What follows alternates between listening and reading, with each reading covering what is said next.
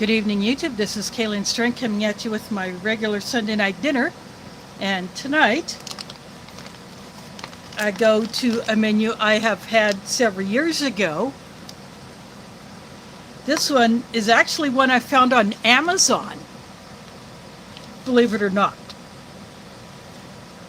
The label is kind of beat up, considering it's a 2023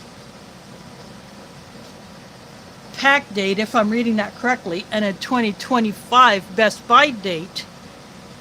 Of course, that always refers to the component that has the shortest shelf life in these rations that have freeze-dried components.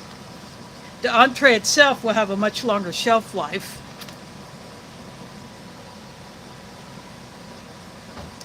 So this is menu 17, pasta bolognese. It's a vegetarian. And it actually says vegetarian on here. Older versions of these rations would have something underneath here if you peel this label back. And some have used this label, if they peel it all the way off, to reclose the bag to keep it closed if they did not use all the components, or if they wanted to use this pouch to dispose of their trash. And the way you open these, you see where it says dry tech. You go to this corner here, and this is how you open these. Very easy to open, and you can peel all the way back like this.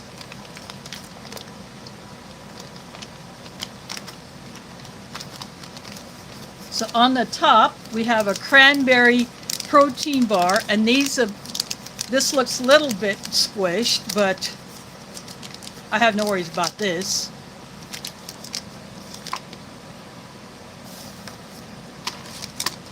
Then we have a chocolate bar,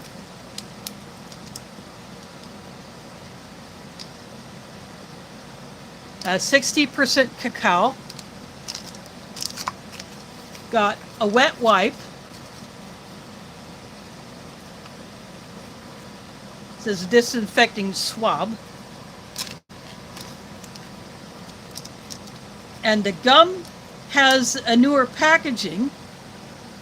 Gotta love the backpacker logo on here.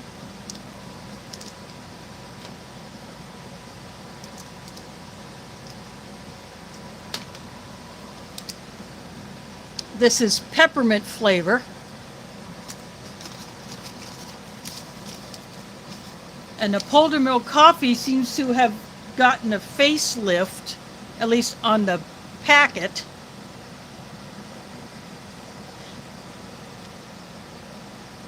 So the logo's a little bit different. It's Colombian coffee. That will go into my delicious mug. And then this is the entree itself, the pasta bolognese.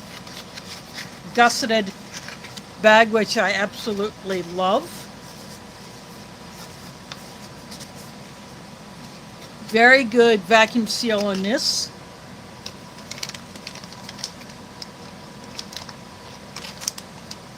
And this is freeze-dried, or this is dehydrated fruit. It'll be hard to read off of that silver reflective. I've never seen this in a Norwegian ration before, so this is new to me.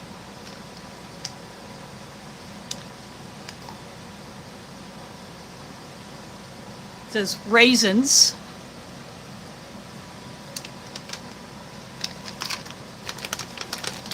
And the lemon drink.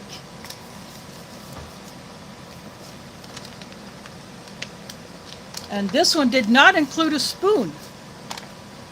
So there's no spoon in here at all, but that's okay because I always have my spork anyway.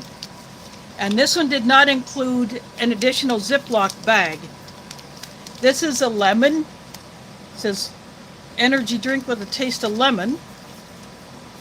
And I can tell by the feel of it that the powder is up into zip. And these always are a little clumpy.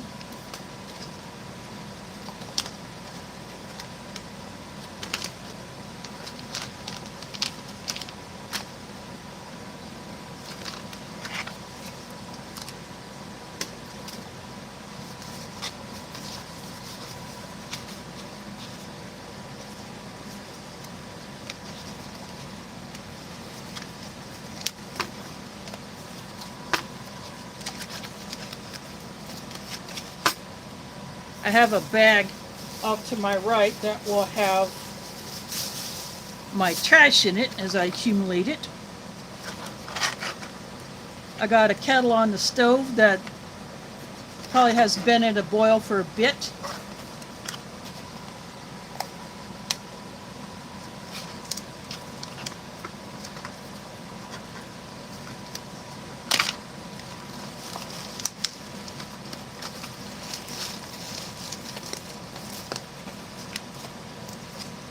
I can kind of smell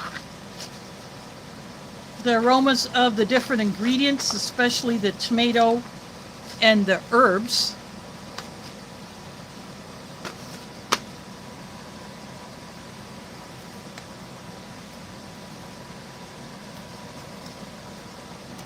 That is what it looks like inside. And while I'm opening things up, I'm going to go ahead and put the coffee into my delicious mug.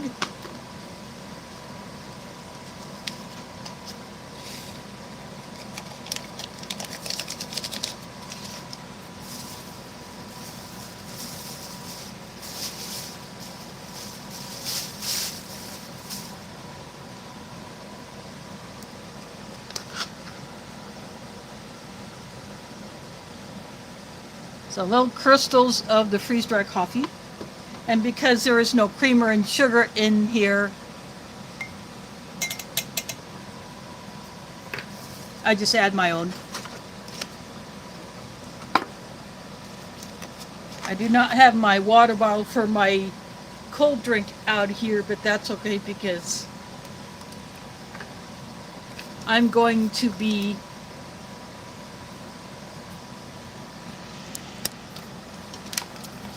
bringing that back in after I get my main going.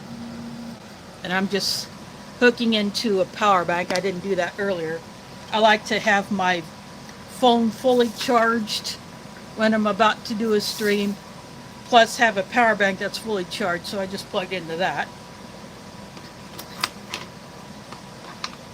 So I think the packer who did this forgot to add the spoon, because usually there's supposed to have one.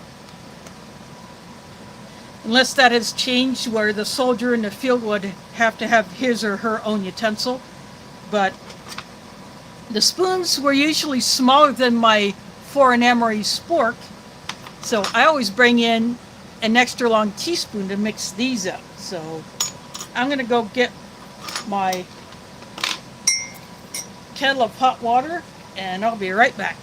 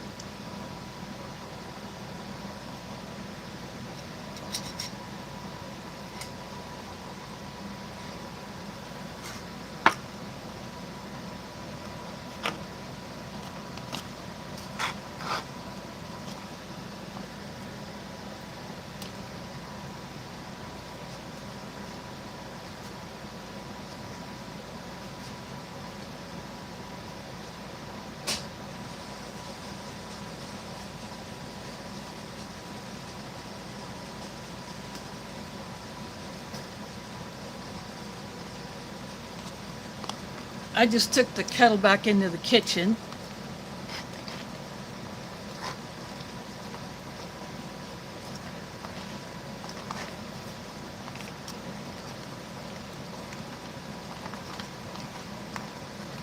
These gusseted bags makes it a whole lot easier to prepare.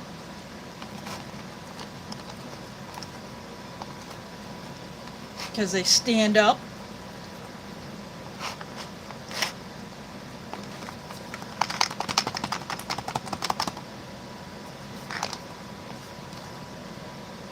I might actually have to go get that water and bring it back.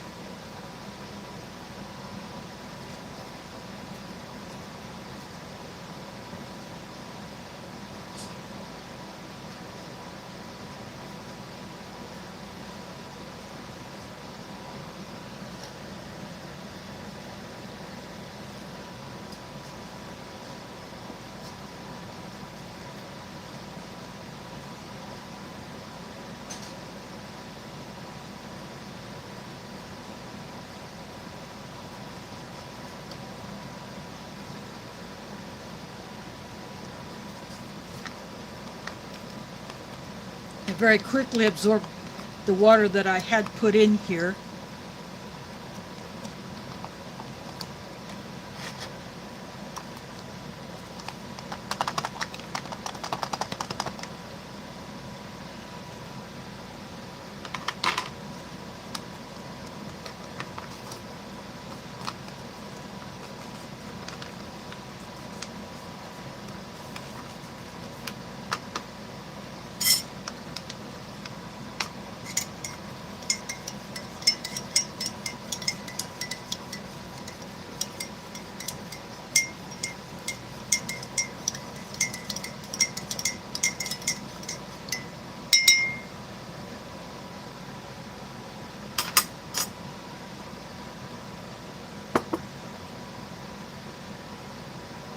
I brought out my Tupperware tray that I got way back in 1983 when I was in my junior year of high school.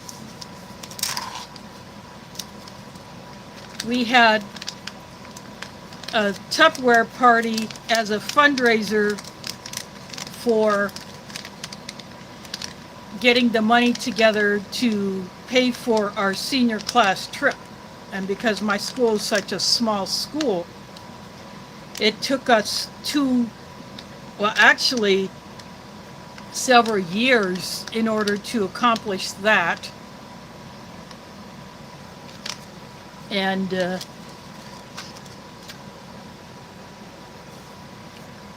as one of the fundraising options, we decided to do a Tupperware party, and I purchased this tray and a couple of things from my mother because she had been a Tupperware lover since, I can remember.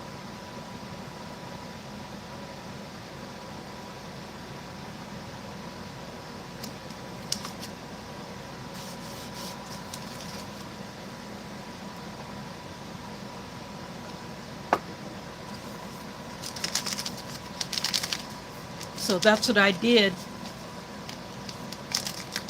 And I've had this tray ever since. I had only used it a few times. Where I went to an event where there was food, but we had to bring our own tableware, so I took this tray. And then once I got into rations, and I won that first MRE from Stick of Fingers 749, then I used this tray to review that particular MRE.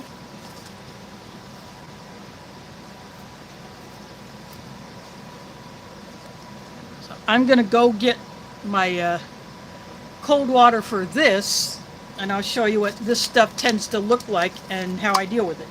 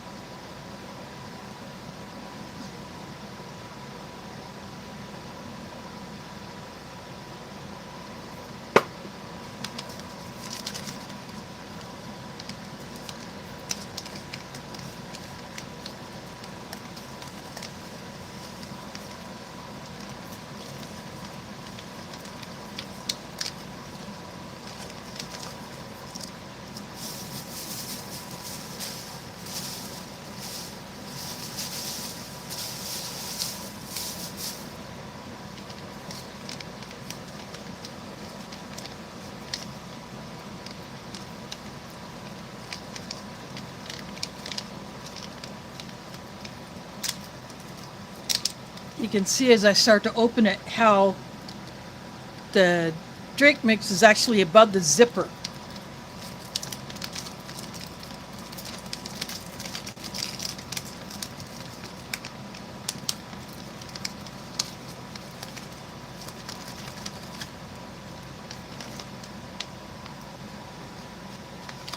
Very similar to how the older Russian drinks have been.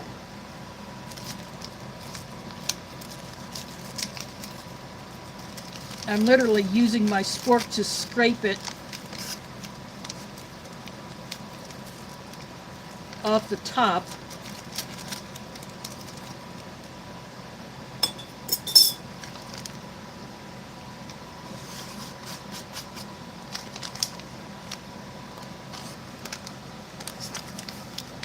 You can see how it sticks to the side of the bag.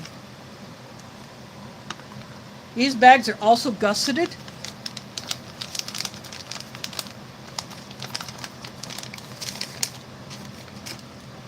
Although they don't quite stand up as well as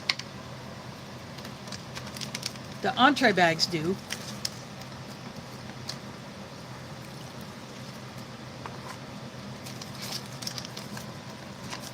So I poured a small amount of the water in. I'm just folding it over a couple of times.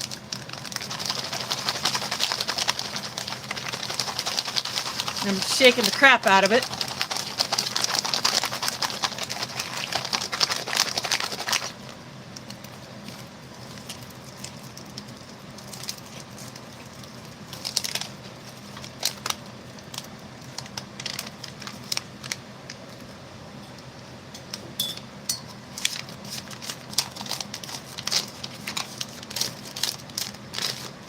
I'm scraping down the side of the bag.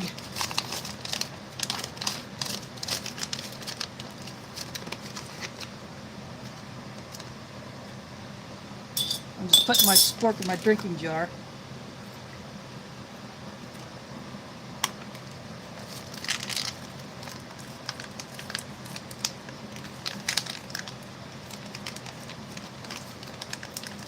I was actually able to zip it this time, but I'm still going to fold it over.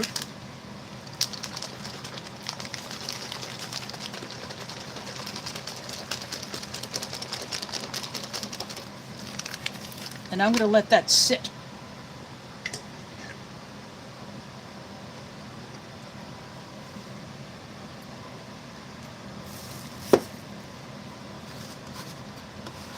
I got a little bit of the drink powder here, but that's okay.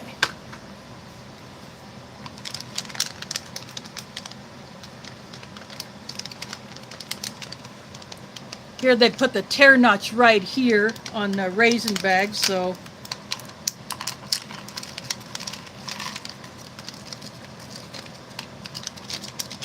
all of the raisins came out.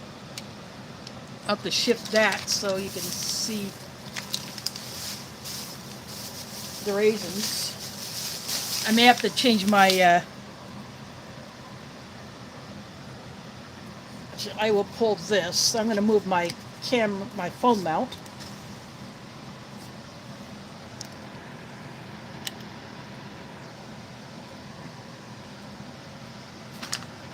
There we go. There's the raisins.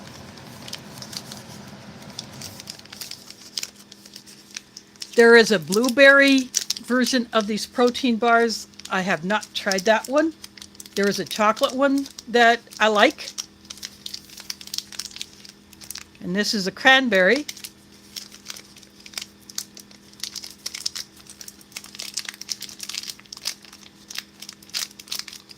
With these vegetarian entrees, they got to do something to jack up the protein.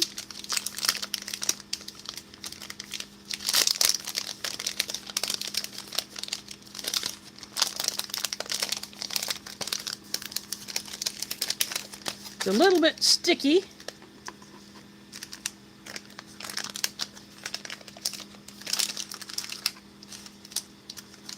A little bit of it stuck to the wrapper, but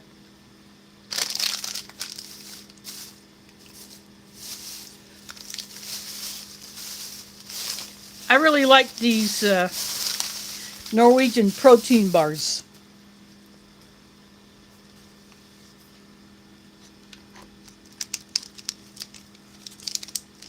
The chocolate bar did get broken, but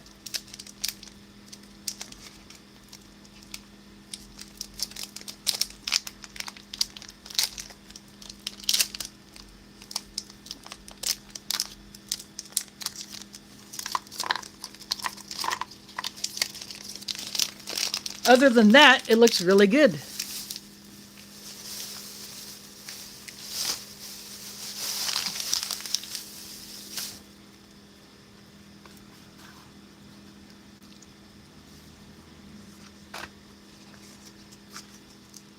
I'm going to open this back up and I'm going to give it another stir.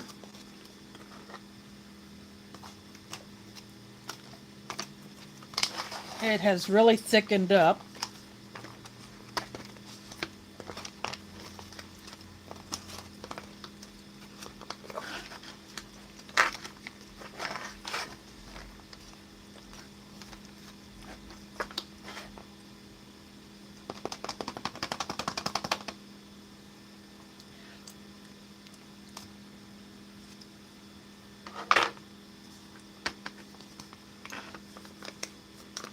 I just had a look at the spoon.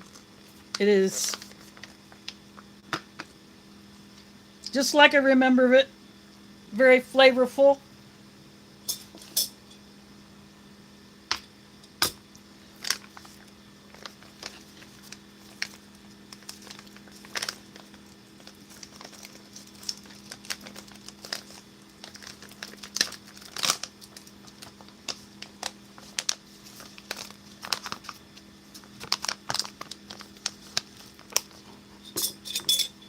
And I left the spork in there because it will probably need a mix.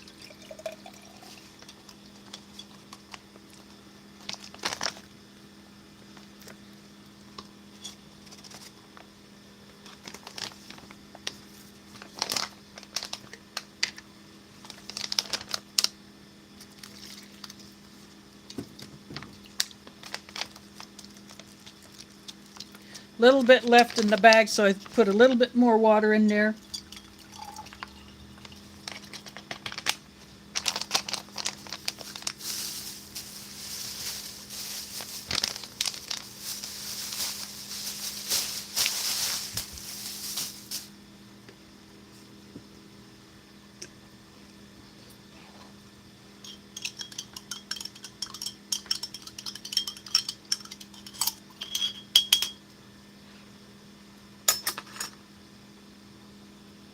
I did make a bit of a mess, so I'll get a paper towel to take care of that.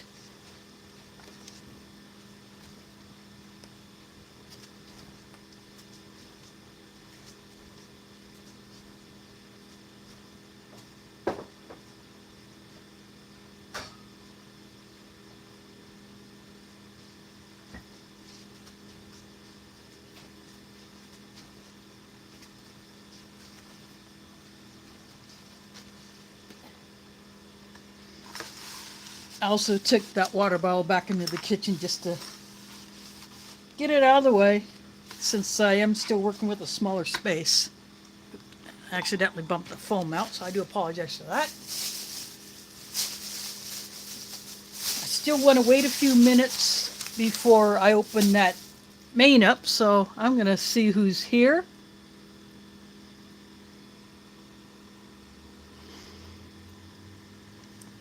Well, I'm not seeing any comments yet.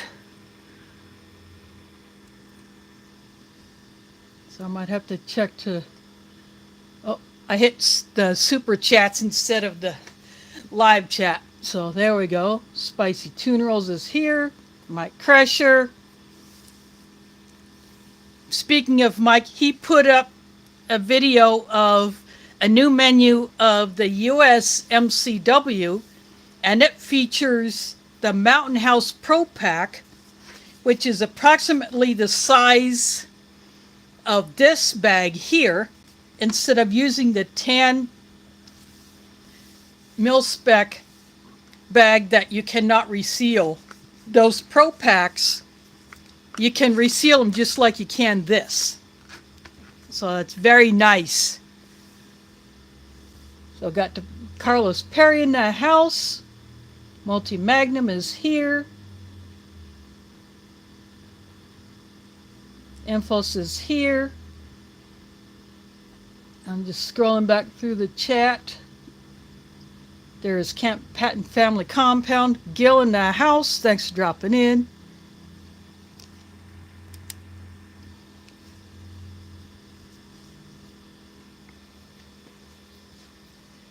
And for anyone coming in late, this is menu 17, packed in 23. So this is the date. I think the batch is a date pack. Some of the text on here did get rubbed off, as you can see up here.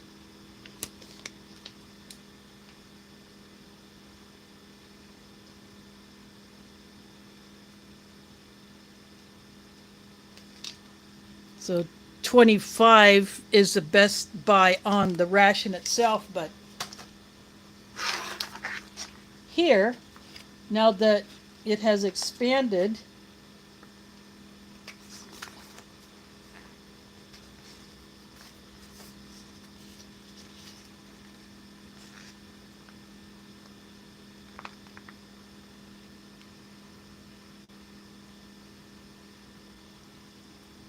you can see everything on the back here has the nutritional info, and it marked lactose free down here. This is all done to make sure that anyone with specific food sensitivities or allergies can eat these components.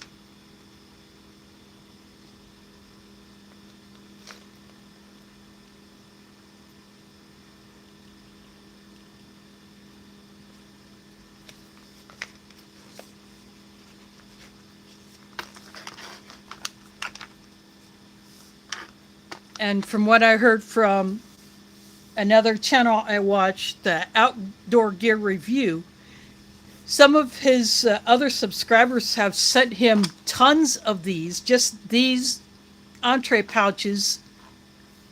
Occasionally he gets an entire ration, but the entree pouches, and according to one of his viewers who sent him an email that he cited in one of his more recent videos, that people in Norway can just go into a store and buy these off the shelf.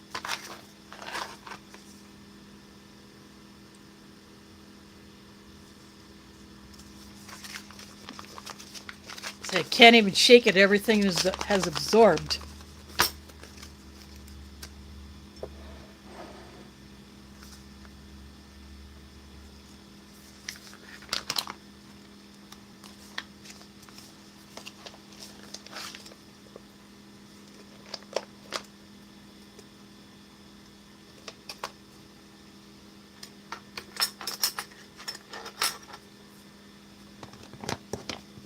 And I'm going to use my long spoon to get the rest of it out of here.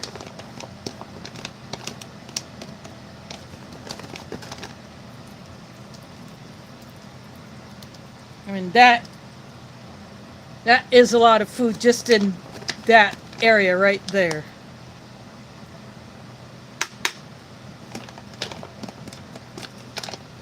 You don't get a whole lot of items in these rations, but you still get a crap ton of food.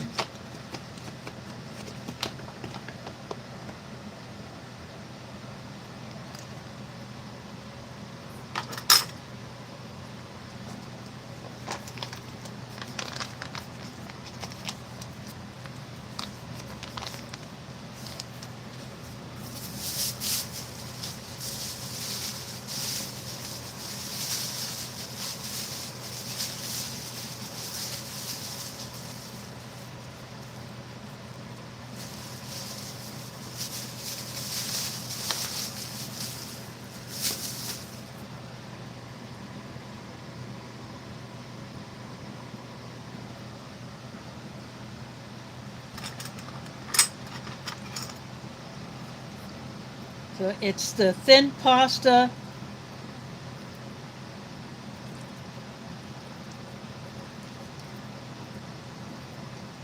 the spaghetti that's in short lengths so it's easy to eat.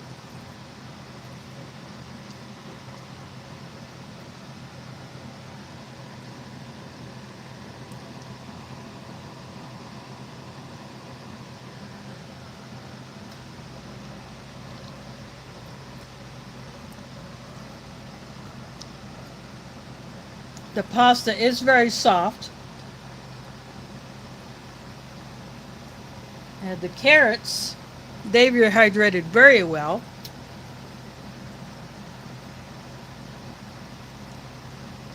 And when you bite into it, you can taste the flavor of the carrot.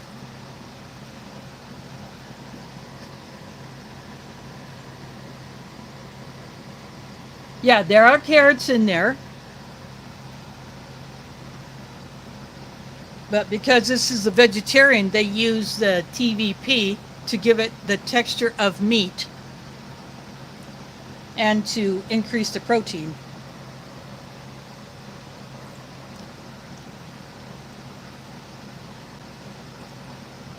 But this tastes so much better than what you could get out of an American ration. But you know me, I still got to have a little fun with it.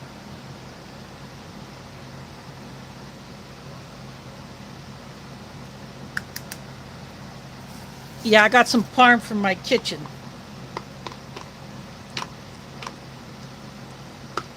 Because anything pasta and tomato, I got to have a little Parmesan cheese in it. Because that's just how I am.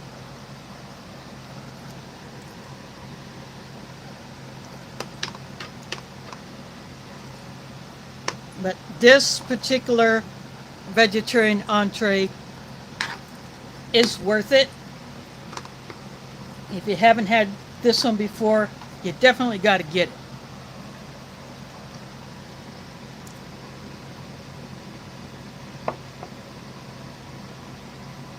Cold War preppers in the house, thanks for dropping in.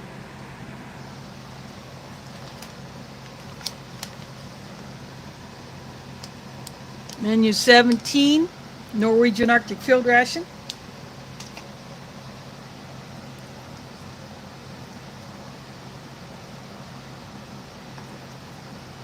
These types of things would be very good for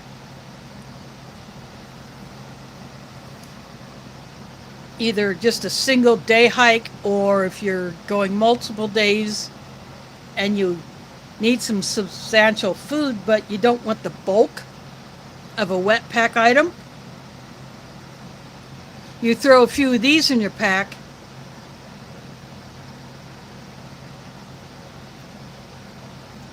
you'll be eating good on the trail.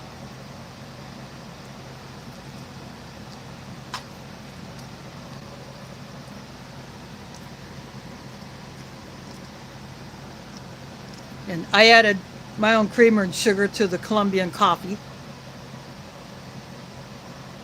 But the Polar Bill's not bad. This is in my mug I got from Delicious over in Poland a few months ago. That is my review mug now. I will still bring out the Foreign MRE mug on occasion if I want to do a second hot drink. Got raisins here.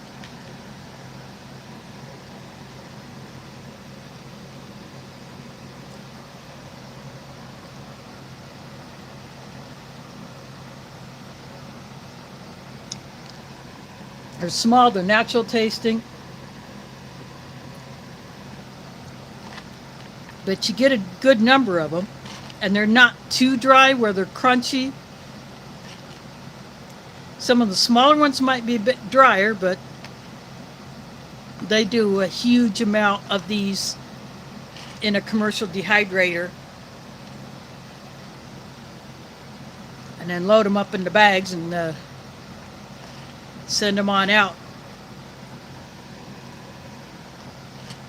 to the company that will be the final destination of that product before it goes out to the person or entity that buys it.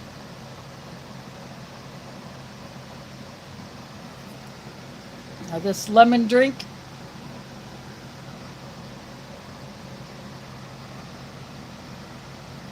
it tastes like a sweetened lemon drink. Food Forest Permaculture in the house up in Canada. Thanks for dropping in. This is vegetarian pasta bolognese, and I threw some of my Parmesan cheese on it.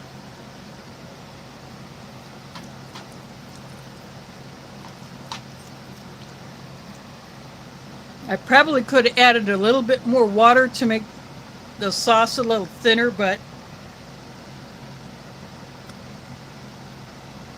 this is actually the way I would prefer to eat it anyway.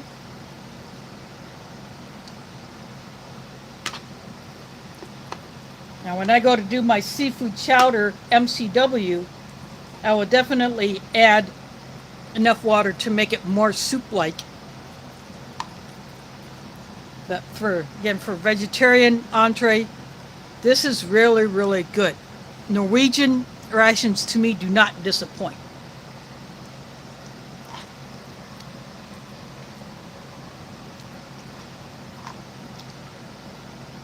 This cranberry protein bar looks like a granola bar with cranberries in it. They're chewy, they're not hard.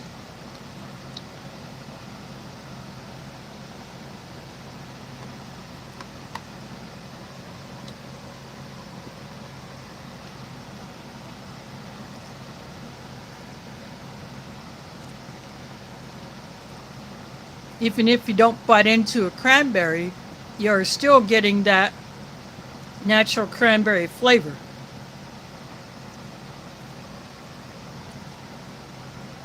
And they do not taste like some of the protein bars that we can go into a store here in the US and buy.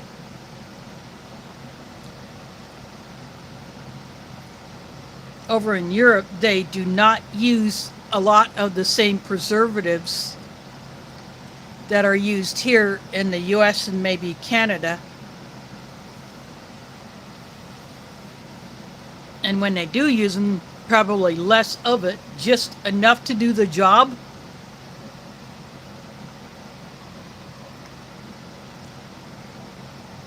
And you get more of the natural flavor of the food.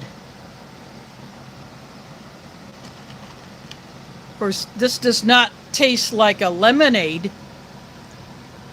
but it is an energy drink, an electrolyte drink. But it doesn't taste like it's got salt in it. So it doesn't have a whole lot of that in there. So this is sweet, but you mix it with the right amount of water. I don't mind them. Some people don't like the lemon. Now the smell of it might smell like a lemon cleaner, but you don't taste that when you go to drink it. Only thing is, I wish that the company would go to a true powder and not a moist clumpy thing, which might make some people think that it has already gone bad and you can't use it. It just takes a little more effort to get it all to dissolve.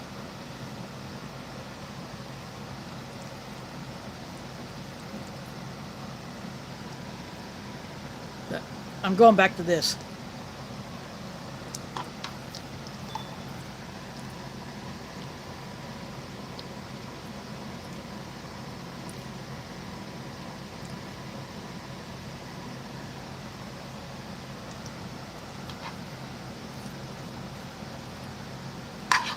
Emphas will have an easier time getting a hold of these,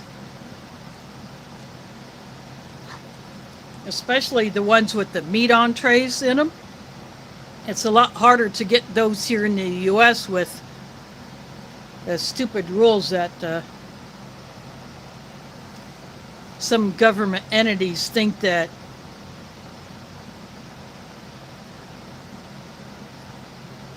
are so good that we don't know what the heck we're doing.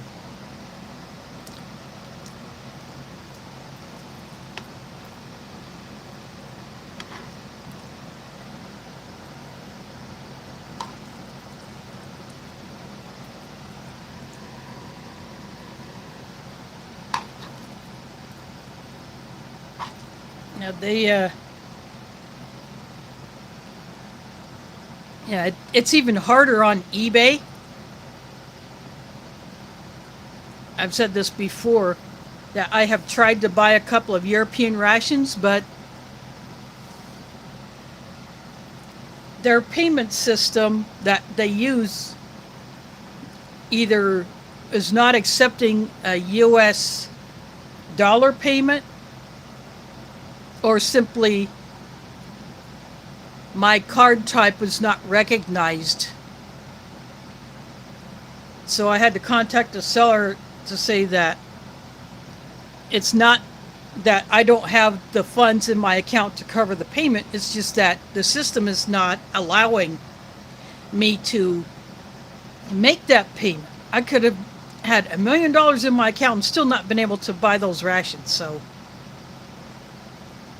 they understood, they canceled the order, but I'm still bummed that I lost out on a newer version German EPA and a Dutch ration that I would have loved to have gotten my paws on.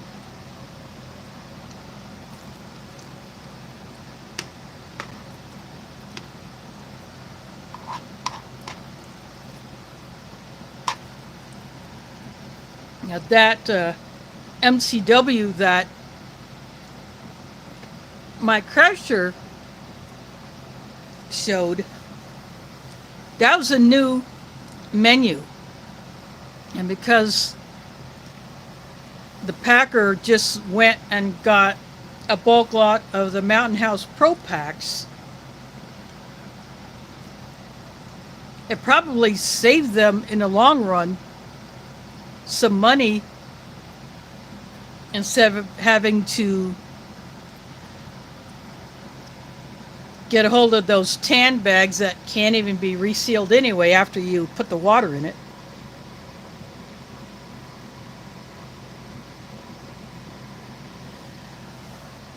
Yeah, that's a lot less than what I paid for this one. I paid like 40 some US for this one. Again, I found it on Amazon.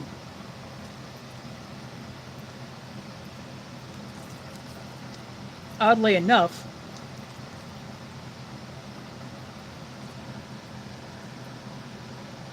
But as Info said, you can go into a store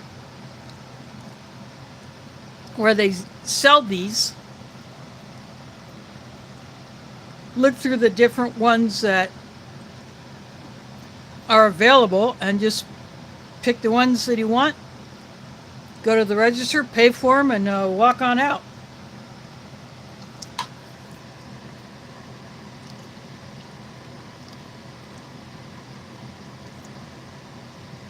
Well, that's actually good. I have not gone anywhere here to see if I can buy any. The one surplus store that we did have that was several blocks from a bus stop that I could have gone to, which I never did. I probably could have found some MREs and other rations there, but I don't think there are any other surplus stores here in the US that I can get to by bus. So I order them online, either through a site or I buy them off of another ration lover.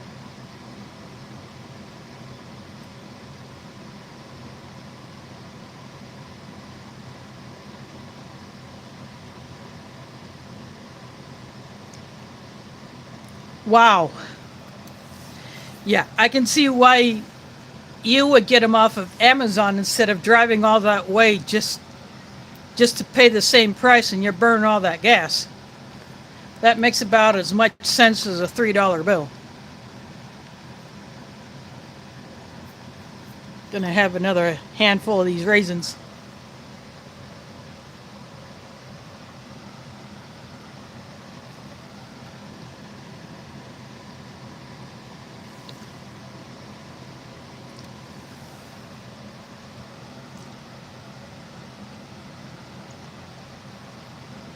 And even if you were to go there, you may not find the particular menus that you're interested in.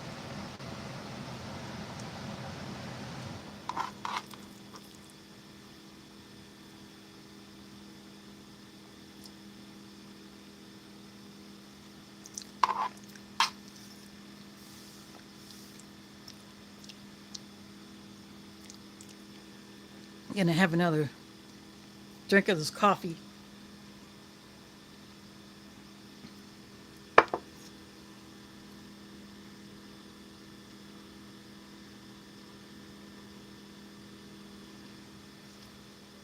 Yeah, I suppose being right there on base, it's probably easier for them to just put a whole bunch of cases in there.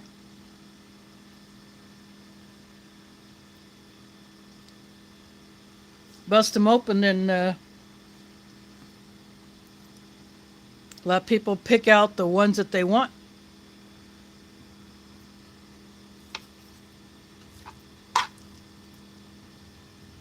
You know, when I saw this on Amazon, I did not see any other menus that did not contain pork on there, so I went for this one.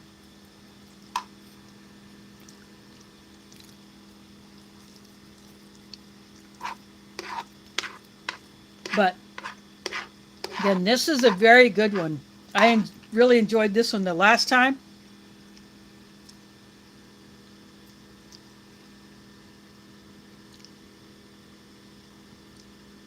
We do have shooter shows here at the fairgrounds, but when they're going on, either I'm too busy or I just don't have the money to go there to pay the admission to get into that, let alone look around there to see if there's anything that I might want to buy. And because I have a trip coming up at the end of this month, I got some cash pulled out to save for that.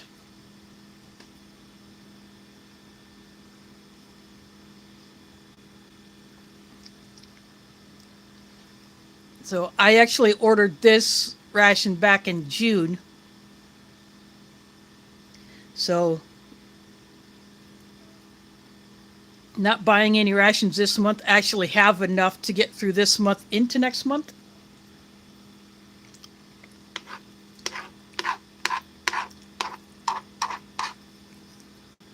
I'm leaving town on July 26th.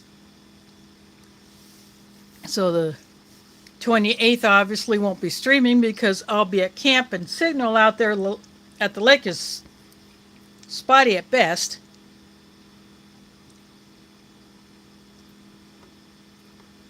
Plus, I'll just be having too much fun hanging with the family. Probably eating whatever dinner we cook on the camp stove or the Blackstone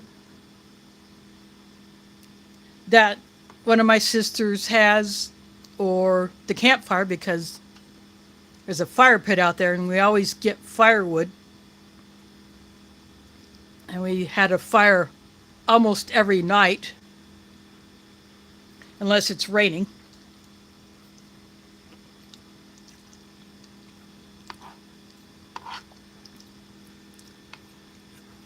But we primarily go there to fish. Even if we don't catch anything or anything worth keeping, we still have a ton of fun fishing out there. So I will come back August 2nd. So the 4th will be my first stream in August. I still have 2 more of those low sodium MREs. The chili mac and beef ravioli. And I have that seafood chowder MCW.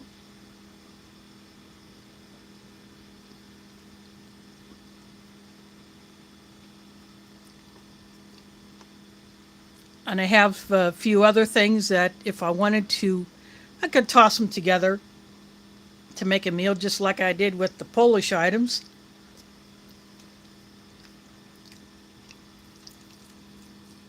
With the exception of the crackers. I didn't have any Polish crackers, so the Russian ones filled in. And that was my last pack of those because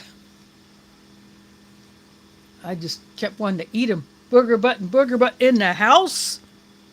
Dave and maybe LJ. This is vegetarian Norwegian Arctic Field Ration Menu 17. Packed in 23.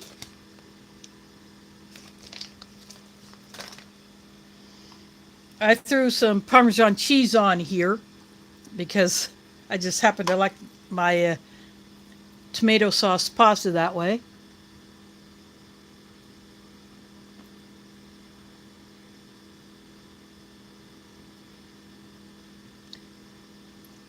Wow, yeah, the first brown bag MRE was earlier than 86. I had a first generation one several years ago. I think it was a corned beef hash. I would love it if the ration packers would bring that entree back. I had 2 of those since then. One of them was a good one. The other one was compromised, so it was not edible, unfortunately. Something happened to that particular MRE, but the other 2 corned beef hash MREs that I had were absolutely perfect.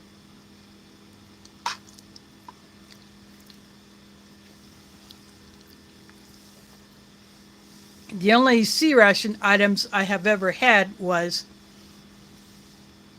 a can that had the cocoa powder and the crackers.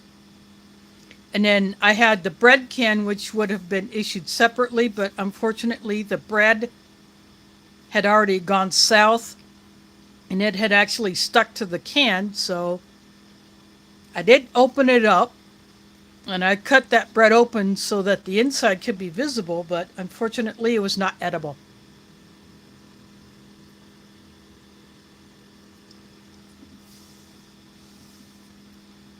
So I ended up throwing that one away. I threw the can away, but the other can, I still have it, but Old Smokey knows the guy who takes those old cans and then reworks them to make replicas to make it look like the original, but with fresh food items in it.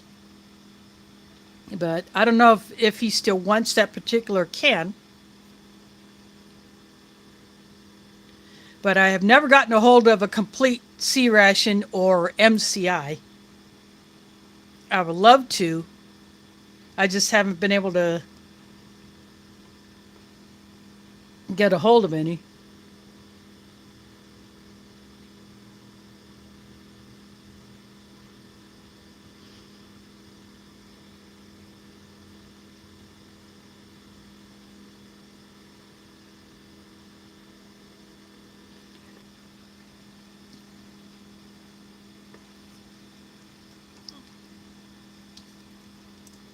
But eventually I want to get a hold of one of those. Another thing that I have not gotten a hold of was, other than the grape juice pouches from a UGR, unitized group ration, the ones that have like a certain percentage of grape juice in it and it actually tastes like grape juice. I got hold of a few of those on eBay. I sent a few of those out. I drank some of them, and I have a few left which I'm holding on to because I don't want to give them things up.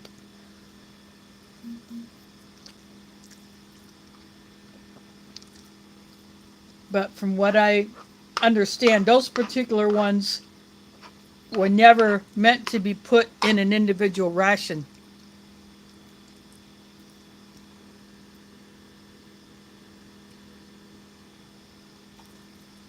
Well, my favorite of any ration would have to be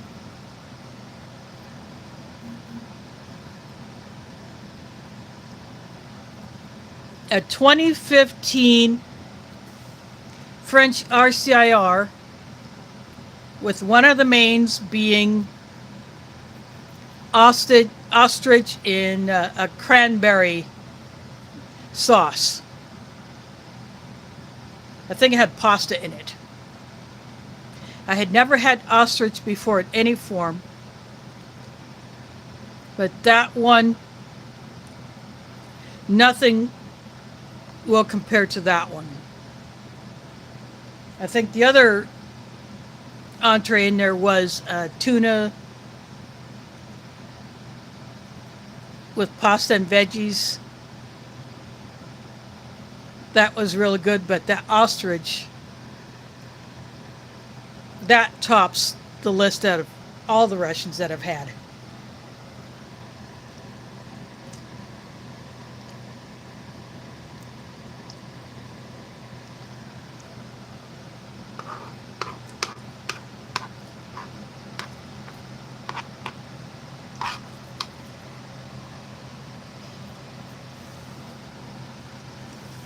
I think I had a duck pate once.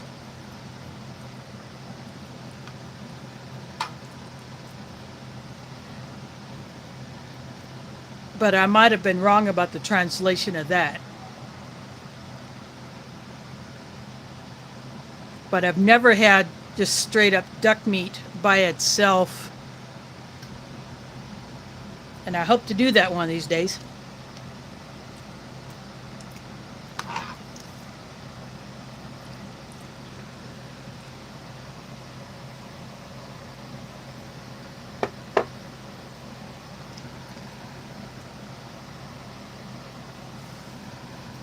I do like the lemon flavored drink as a complement to this pasta bolognese. I think the peach would have been a little bit too light.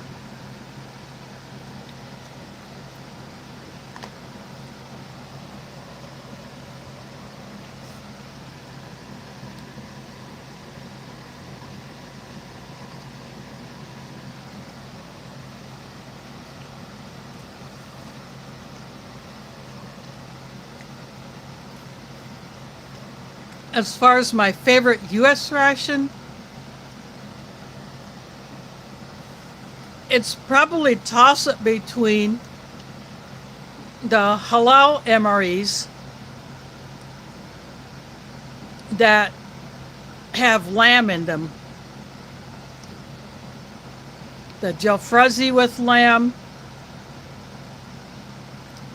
and there's a lamb stew.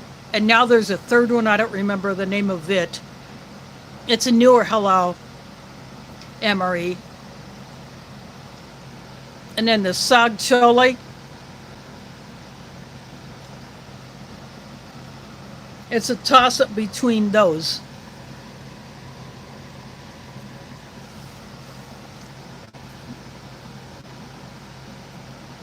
Last week when I opened up one of those low sodium rations, I titled it for the chili mac, but I grabbed the spaghetti instead. So next week for sure I will pull the chili mac out.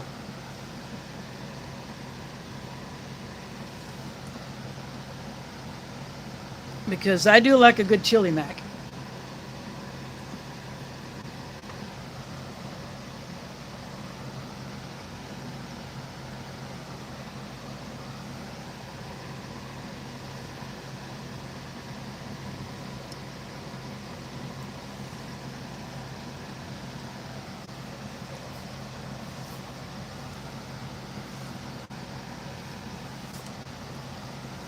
And now's probably a good time to water the garden after sunset.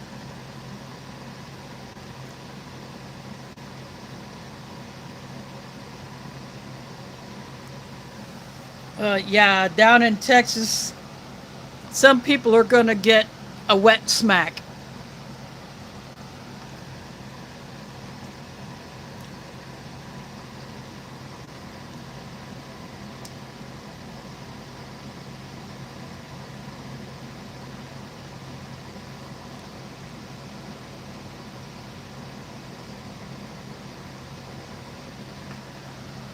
Yeah, DeCarlos, that's an issue that's all over YouTube with notifications not going out.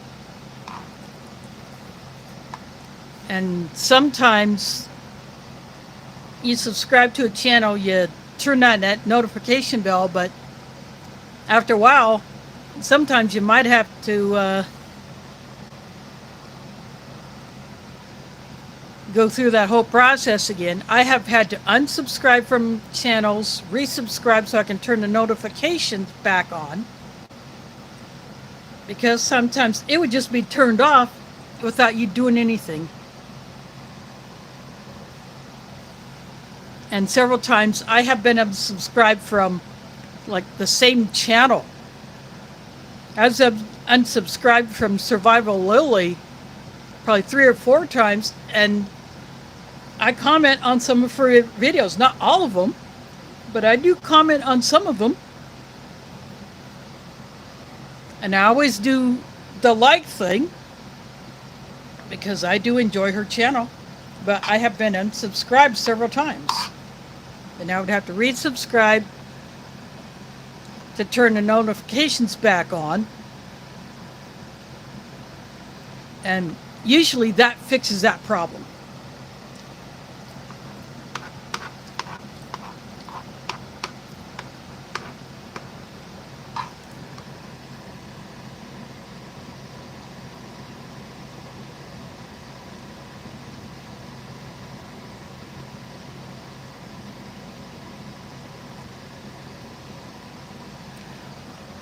Yeah, see, Mike, that would be one menu that I would not eat for that reason, but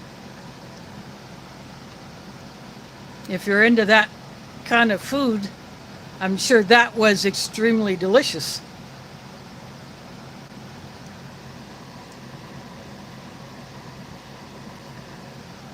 Yeah, I have just a pouch of that tetrazzini. I would like to try some of the newest MCW menus.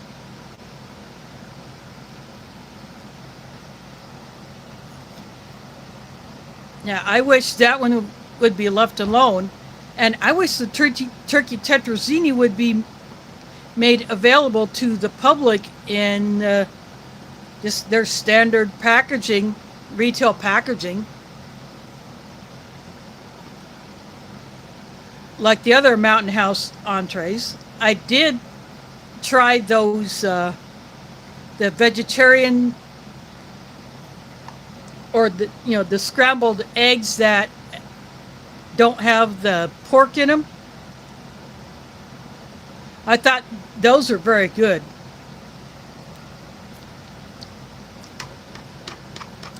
I bought 2 of them. I ate one. And I still have the other in my camping food bag.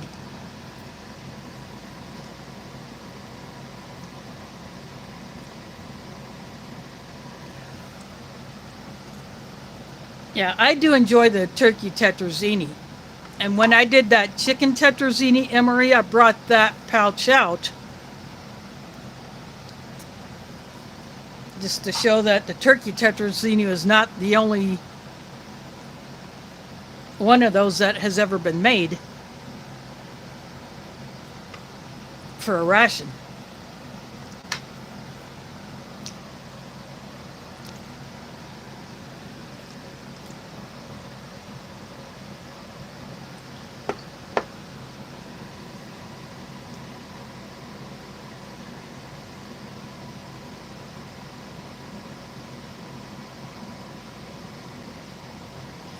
Yeah, I am going to have to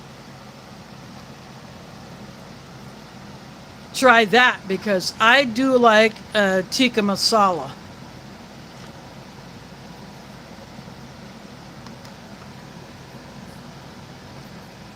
But I've only had,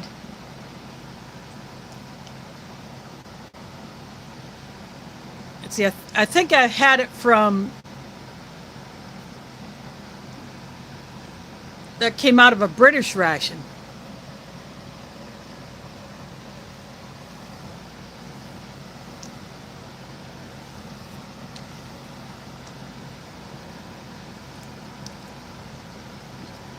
I don't remember if it was in a complete ration or I just happened to have a pouch of that was just a loose one in a box of other stuff.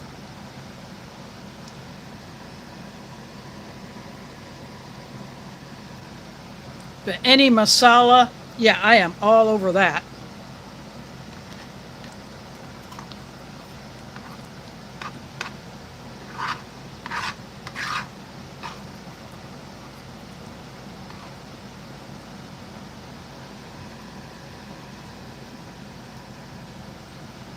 And I would like to see the seafood chowder available in retail packaging because I actually like that. So I am definitely going to enjoy that MCW when I open it up.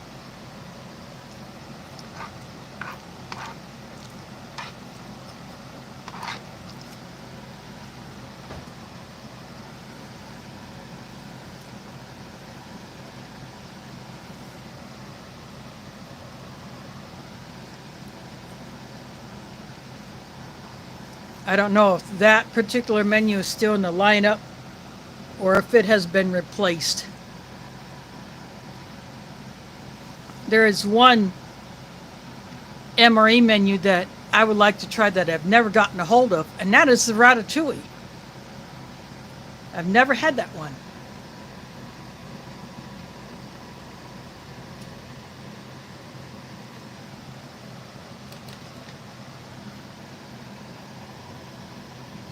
Well, look who it is. Sean Hack in the house. Thanks for dropping in.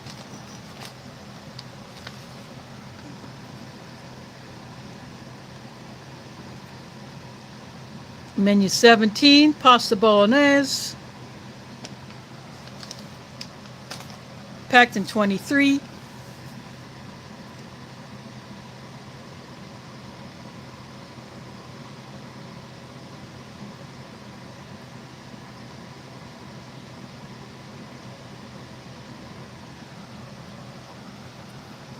I threw some of my own Parmesan cheese on here because I just happen to like that on my tomato sauce pastas.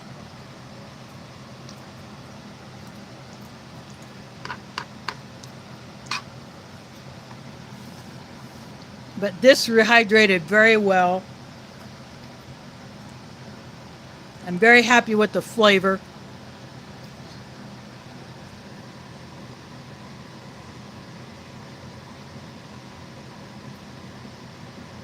Oh, that's awesome. Yep, school will be starting up for a good number of people, depending on the particular schedule that the school runs. Some year-round schools, you have shorter summer break, but you have a couple other breaks added on to spread the time out instead of a whole 3 months like your standard schools. Yeah, when I went to college back in the 80s, I did take summer classes.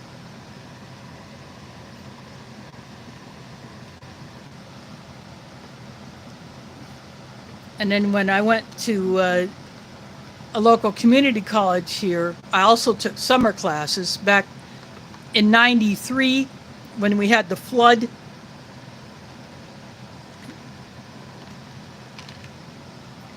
That got stopped cold just like everything else. I mean, almost the entire state was shut down because of that flood.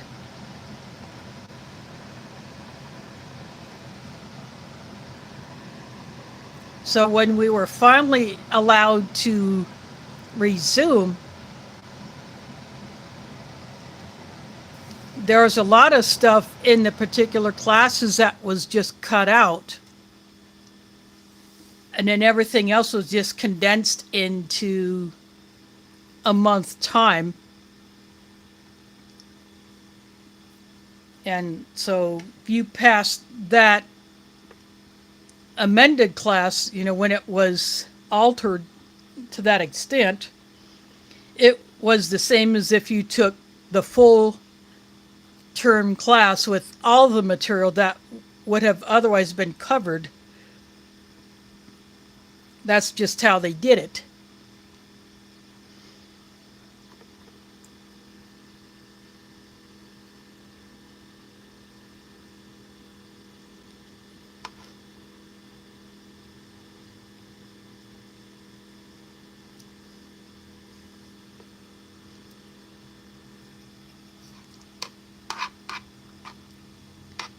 Yeah, well, you had other stuff to do, and your education was just part-time, whereas, you know, since I could never join the military or even police or fire department,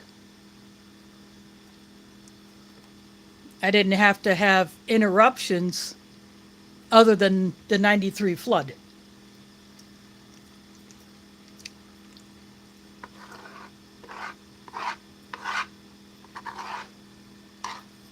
And for people who never experienced anything like that, I'm not even sure I could do it justice.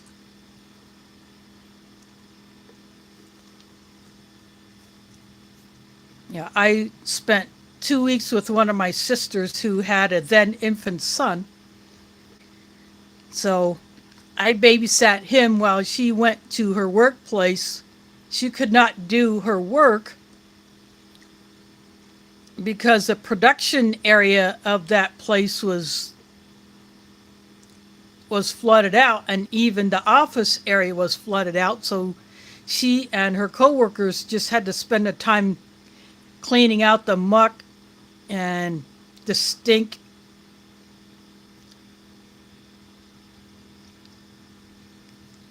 I mean, it was so bad that when she came home, I could smell the stink before I even saw her.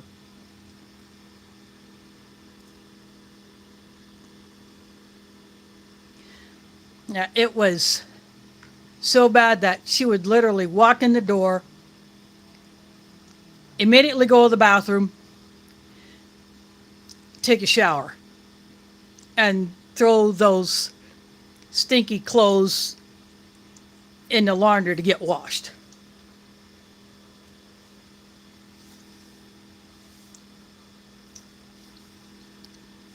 You know, with her son being only 6 months old, you know, she was not going to be having him exposed to that stink. So that's the way it had to be.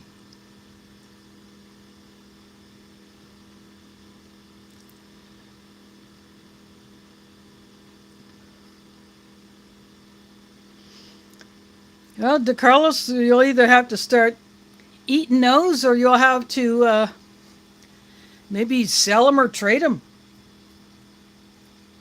Or do a giveaway on your channel.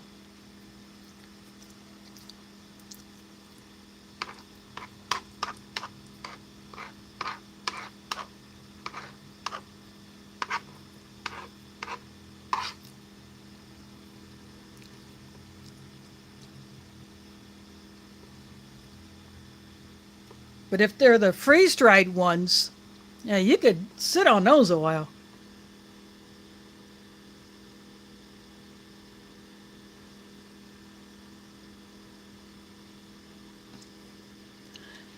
Yeah, you've been through a lot lately, and it really sucks.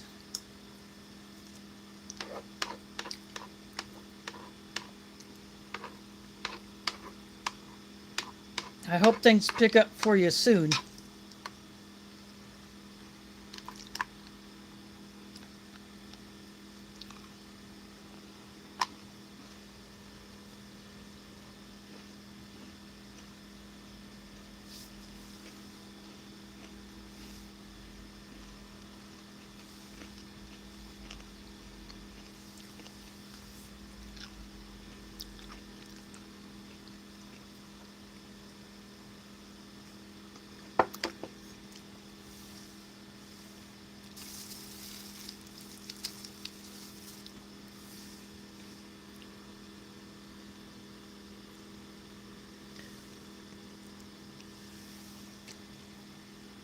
Yeah, everybody has hard times.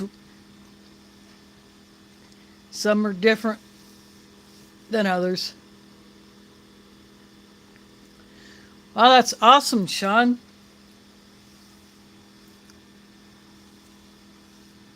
My next giveaway will be when I hit 1,500.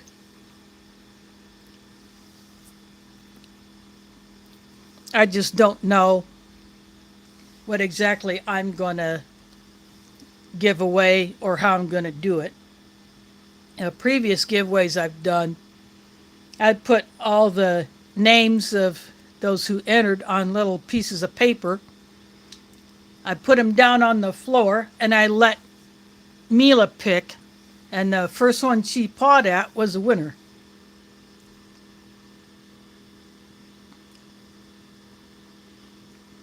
Yeah, I do like the Russian rations as well. Although that one vegetarian 24-hour ration that I got, a couple of the items were mislabeled because they looked and tasted nothing like what the picture on the cardboard sleeve showed. But they were still good. I still enjoyed that one.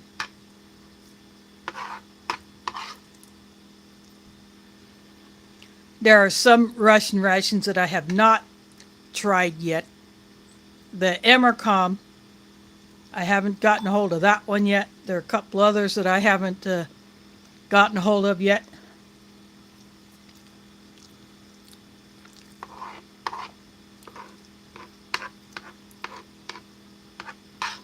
I would like to try a Polish 24-hour ration. I've never had one of those, only the single meal.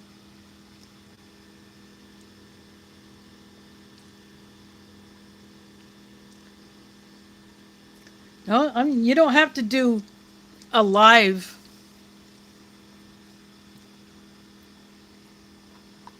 You can record a video saying what the prize is, how to enter, and when you have to get the entries in, and then you do another video where you pick the winner.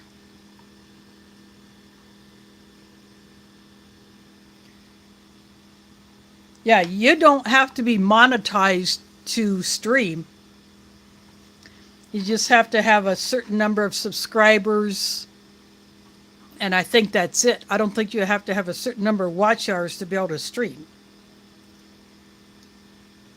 You just have to have a certain number of subscribers to do that.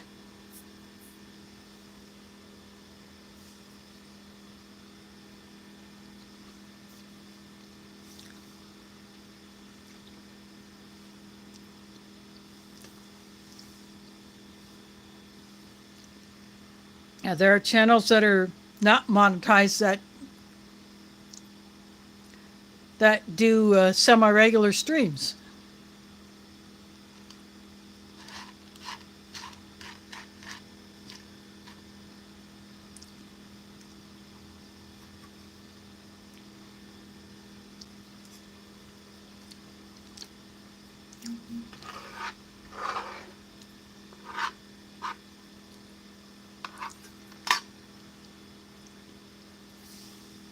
But you can do it in an upload form.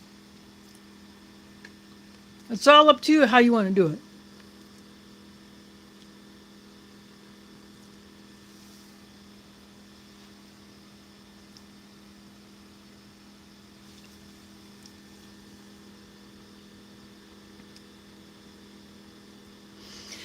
Well, the setting to change the orientation did finally show up.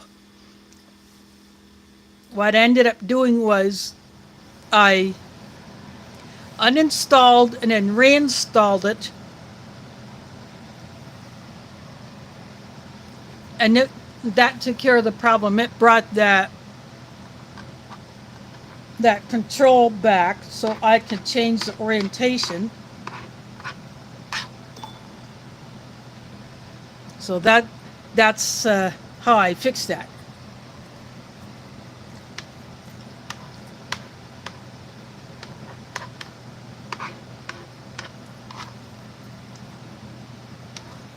So I'm happy that that fix worked.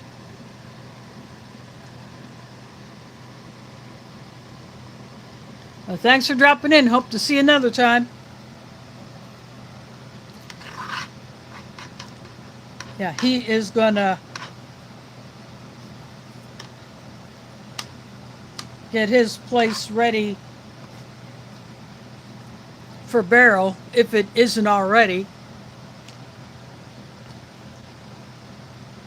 Because the way it's tracking, that area is going to get slammed.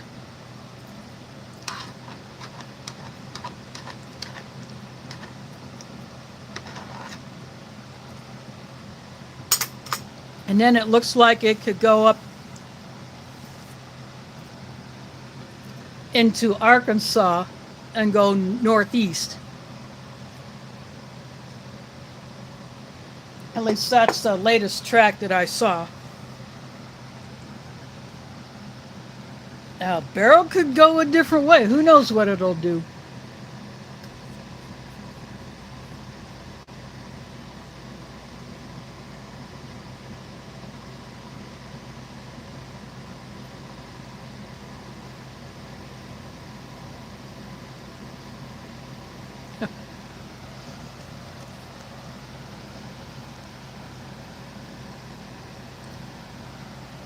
Yeah, tuna, being as fishy as he is, he'll probably just go out to sea if a storm's coming.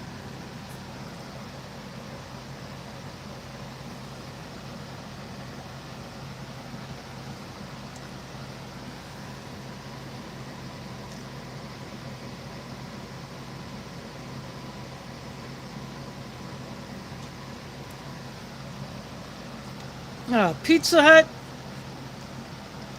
I haven't had their pizza in a long time.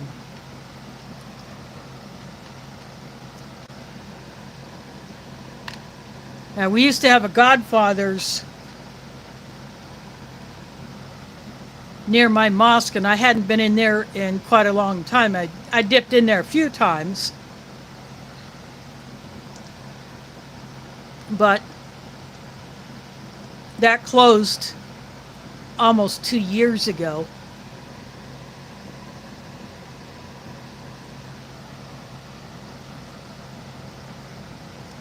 So a catering business is in that place now.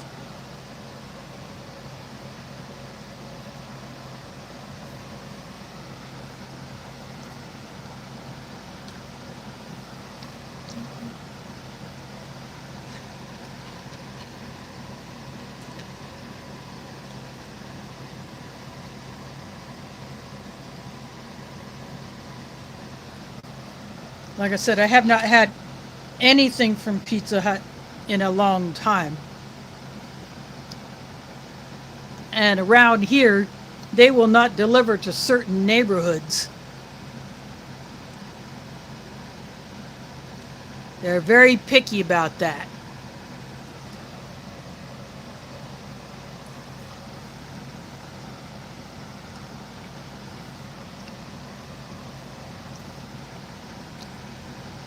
What I need to do, I haven't done it yet since it opened, is go to the Casey's that's not all that far away, just maybe the equivalent of 4 blocks. Just go in there and buy a pizza. Well, thanks for dropping in. Hope to see you another day. But I haven't even gone in there just to look around. It looks like it's a very nice setup inside. But I do want to go in there just to check it out at first.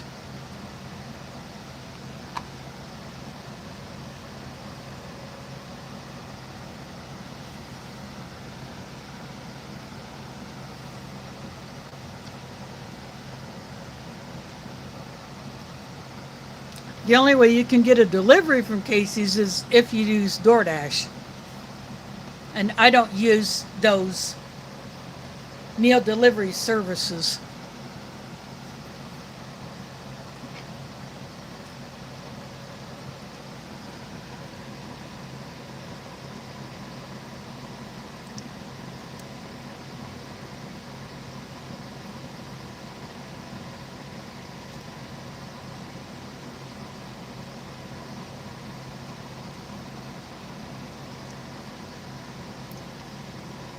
Yeah, good for catching that.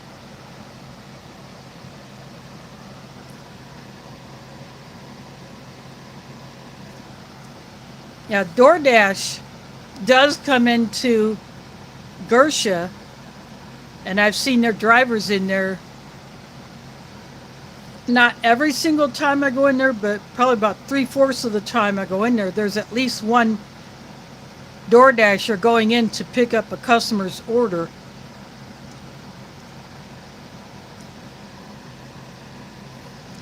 And the one time the DoorDasher got there very late. In fact, the customer had come in to find out what happened to her DoorDash order. And then the DoorDash driver came in after that customer left and got the food and took it. But I don't know what happened there, but something got messed up along the way. So I bet that customer did not use DoorDash again.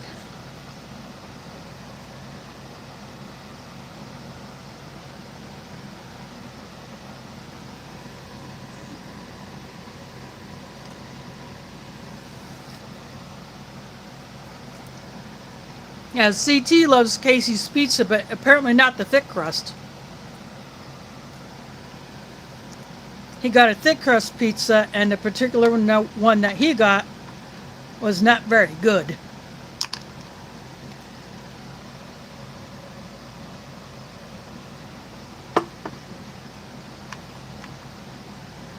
Saving the best for last.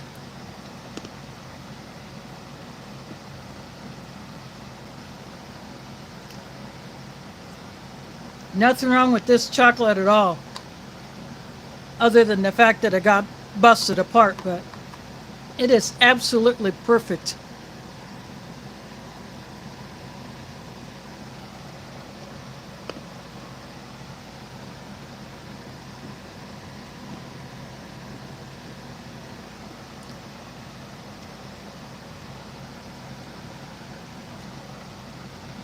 And when I go into Casey's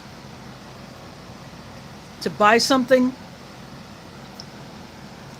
I'll get one of their pizzas because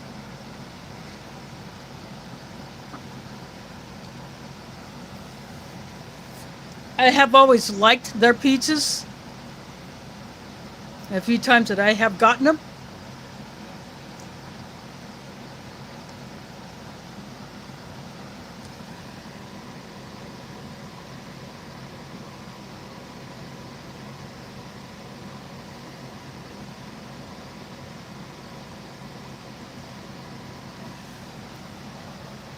And of course, there have also been issues with the drivers stealing their customers' food, or at least some of it.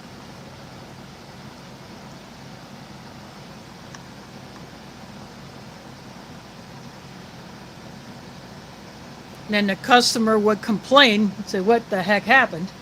Chico Wise is in the house, or Chosuk, sorry, not Chico. So Chosuk, this was 23 pack pasta bolognese. I'm down to the chocolate, 60% cacao chocolate. I love it.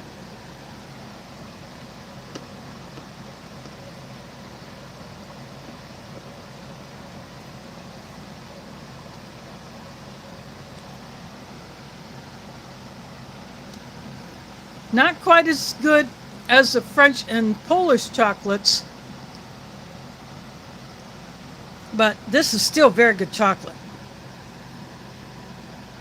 I did add some Parmesan cheese from my kitchen to the pasta bolognese. Had raisins here, had the cranberry protein bar.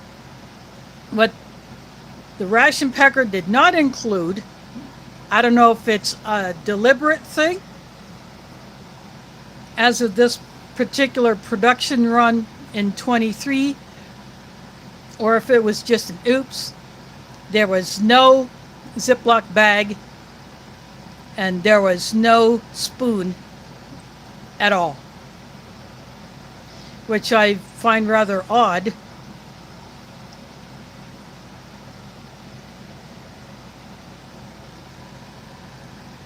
That it didn't come with the spoon, so I'm guessing that was an oops.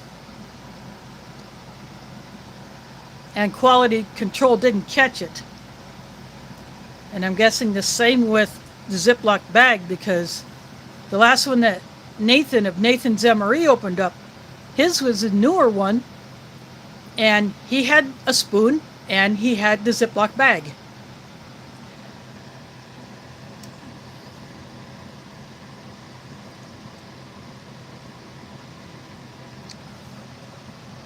But mine didn't.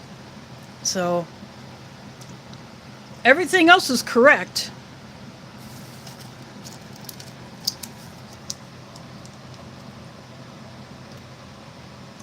This is what the gum pack looks like. And there may be different variations. Turn it this way, you can see the hiker and the soldier.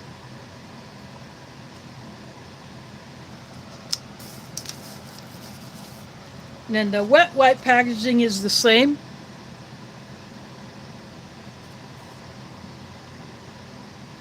It's trying to focus.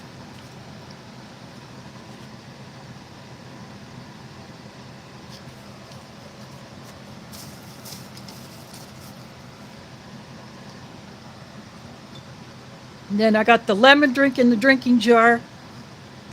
It was the usual moist stuff, not a true powder, which I wish they would switch to. I think it would be a lot easier and a lot cleaner.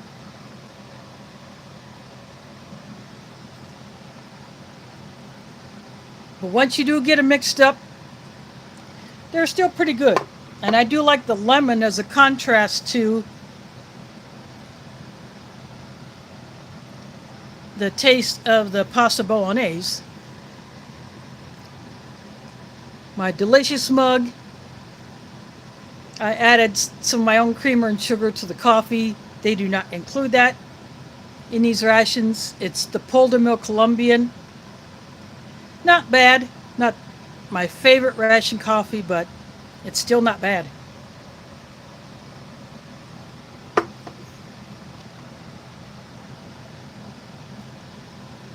The cranberry protein bar is as good as always. The raisins were nice. You got a good amount of them.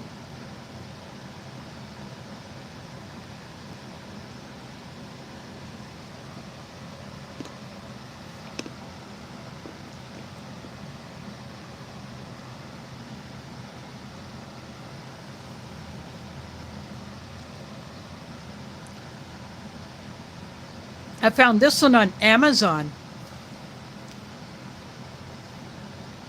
There was not a large selection of Norwegian rations on Amazon.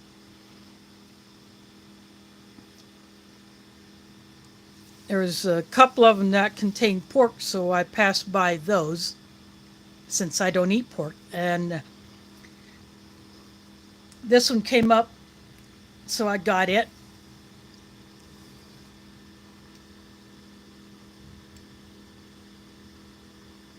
Thanks for dropping in, Mike. Again, check out Mike's video that he put up earlier today. The new menu for a USMCW. And the entree is in a retail Mountain House Pro Pack instead of the tan one that used to be in the MCWs. Those retail Pro Packs, you can reseal the bag after you put the hot water in, unlike those tan packs that you cut open but there is no zipper in them.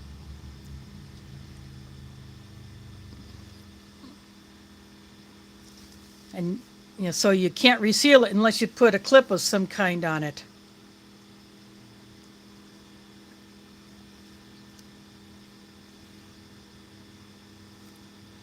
But it was a chicken and dumplings type thing, and I'll just leave it at that. You have to check out Mike's video that he put up today.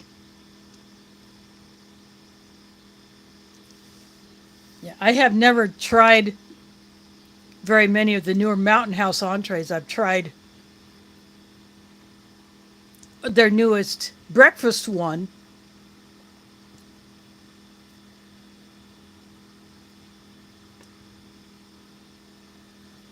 Like a Southwest style scrambled eggs, but it had no pork in it, so I got that. I ate one of those.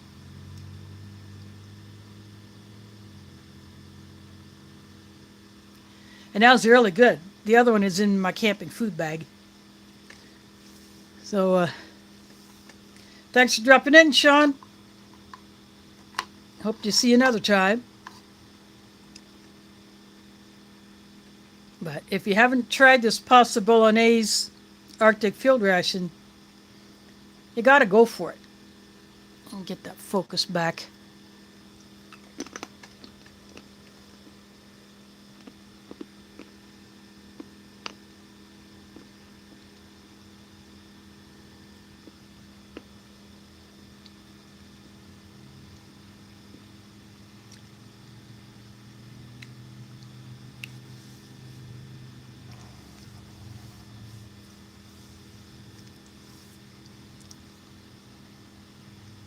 Actually, any of the Norwegian Arctic field rations would be a good one to go for.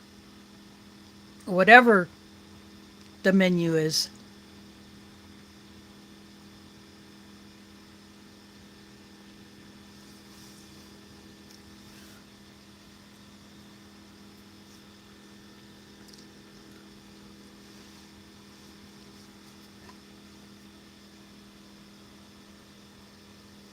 Although they're a little bit harder to find here in the US. And if you order them from overseas, if it has meat in it, you're taking a gamble. It could be raided or it could be left alone.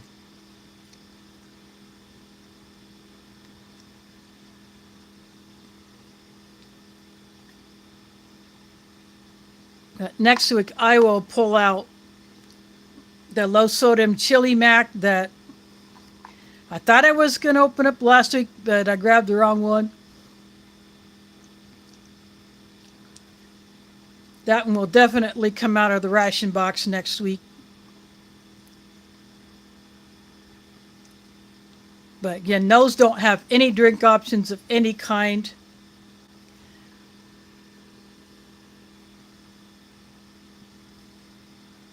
So I will pull from my stash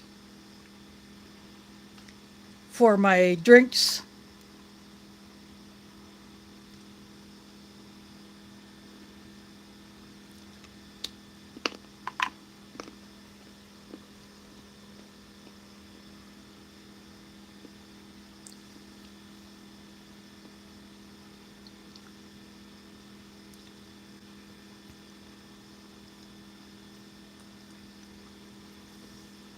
Last week I had that Russian peach drink, which was really good. I really enjoyed that.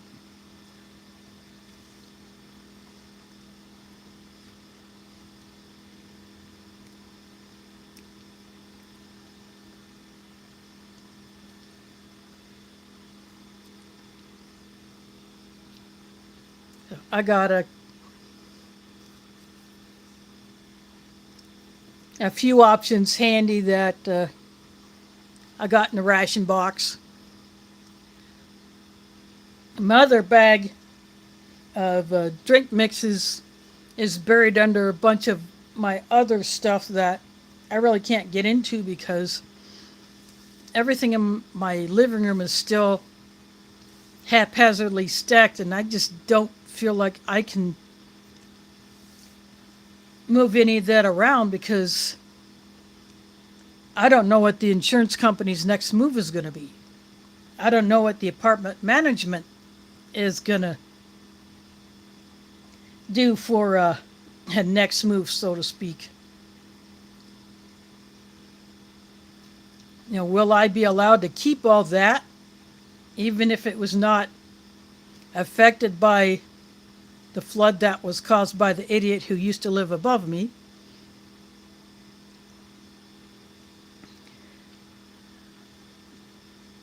Or will they just say, it's got to go?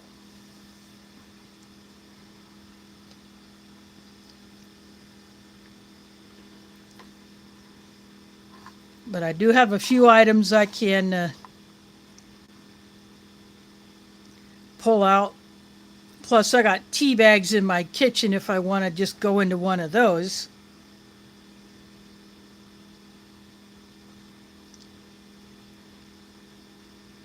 To have for a hot drink. I don't know. I'll figure that out next week.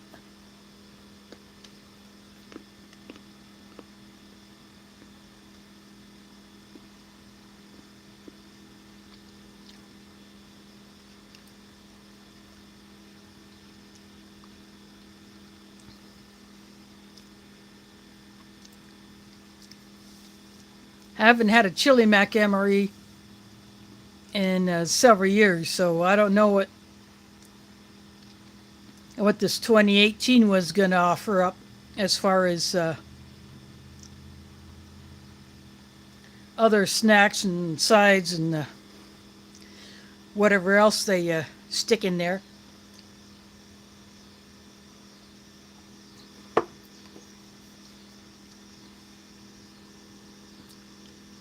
There's Tim Riley in the house. Thanks for dropping in.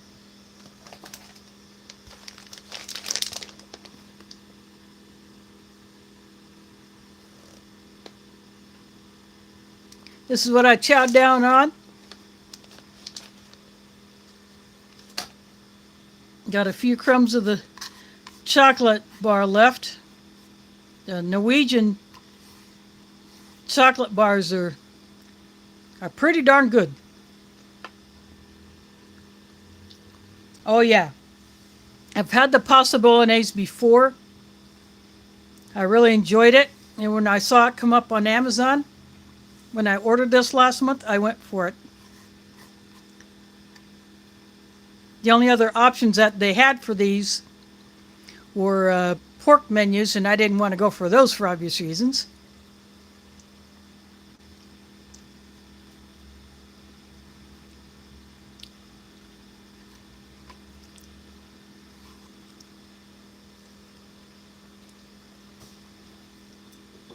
Got the lemon drink in the old drinking jar.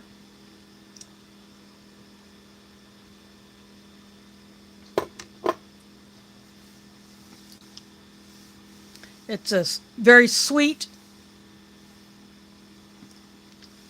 They make it sweet to cover any of the extra stuff they put in there to make it an energy drink.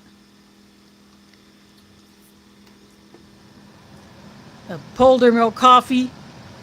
I had a bit of my own creamer and sugar to it since you don't get that in these rations. My delicious mug.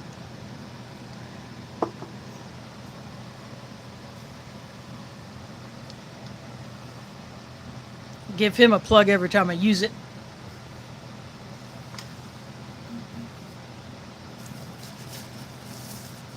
So the only items I got left, the peppermint gum,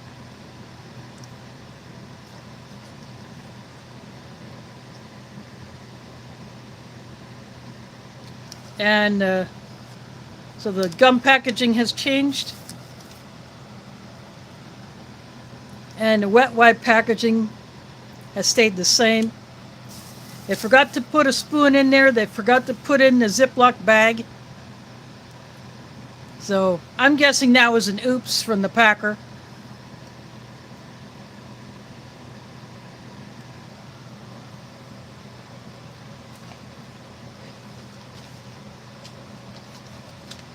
And this is done by a company called Dry Tech in Norway.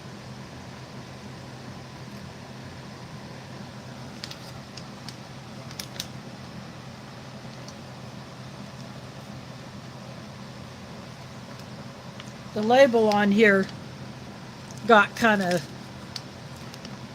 rubbed big time, so a lot of the text is missing.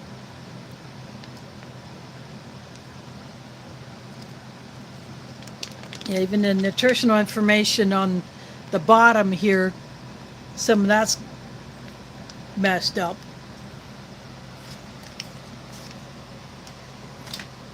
But the entree was as good as it was the last time I had one of these. And I definitely recommend these rations. There is Germs Emery in the house. Thanks for dropping in.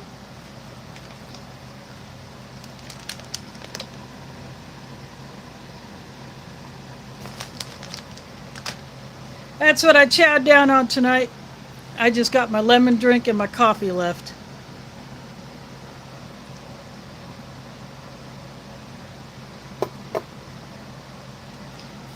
I'm not much of a gum chewer, but I do save all these gums. I do think that one looks kind of cool.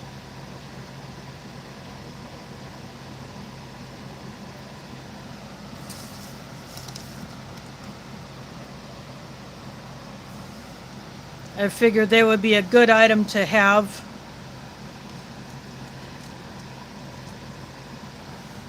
Just in case I need a little bit of a pickup. But either don't have time to eat anything,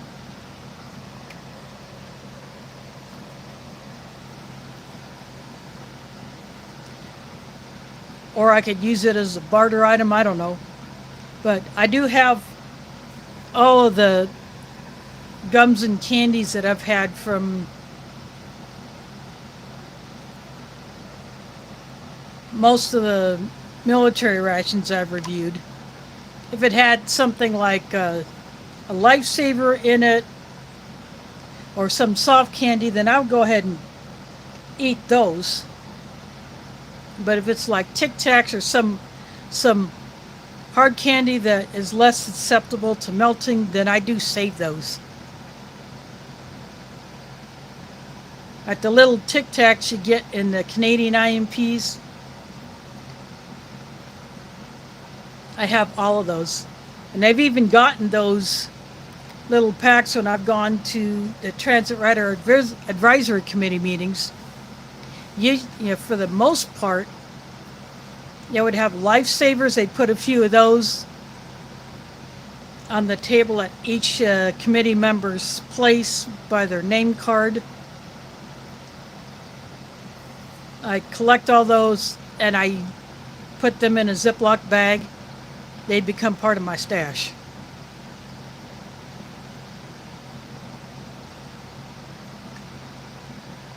Yeah, unlike the candies like the fruit flavored lifesavers or the Jolly Ranchers or anything like that that could melt at a much lower temperature.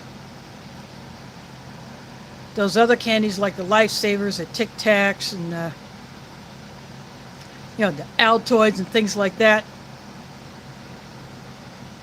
Yeah, the hard mints. I'm not too worried about those. So I just bag them up and they become part of my emergency supply. At this one, they forgot to put the spoon in. They forgot to put the Ziploc bag in. A brief disconnect. Sorry about that. I seem to get those at least once a stream. But at least now it doesn't last as long as they used to when I was streaming off of that. With that Galaxy S5 or the phone I had before this one.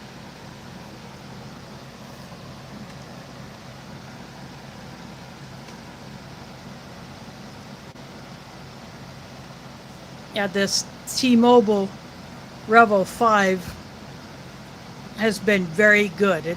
It hasn't acted up like the others did. So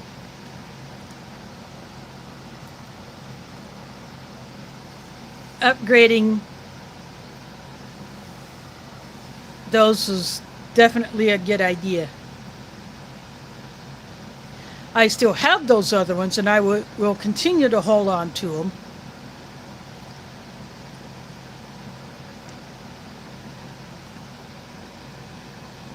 Think of it like a backup to my backup.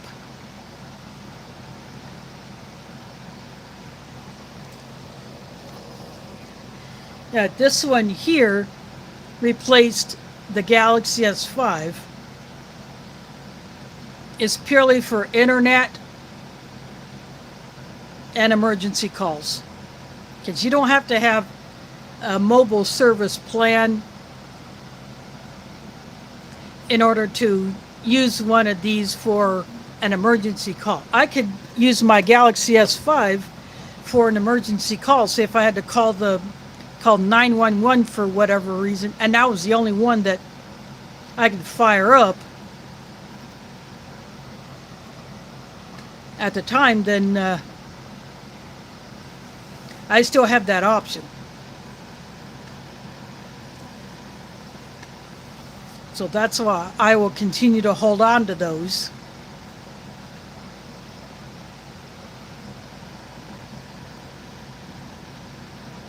Until I upgrade my current users.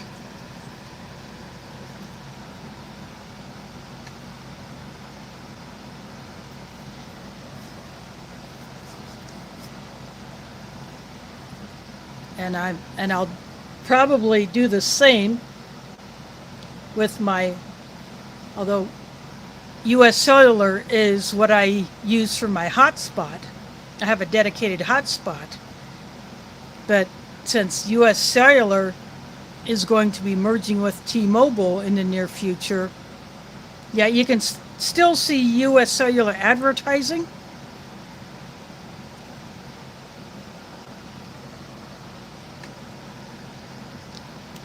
I saw one of their ads on YouTube earlier today.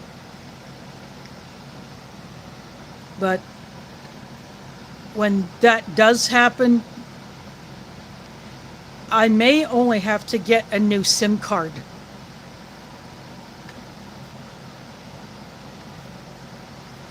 When that switch happens, but I don't know how that's going to work yet.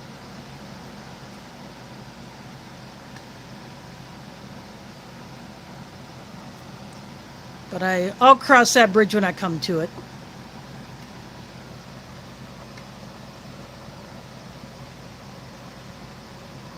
Oh, coffee's gone.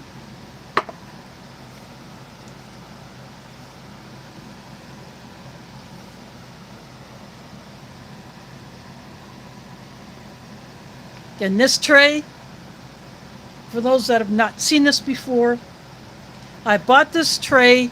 It's a Tupperware tray, way back in 1983. In fact, I can flip it over.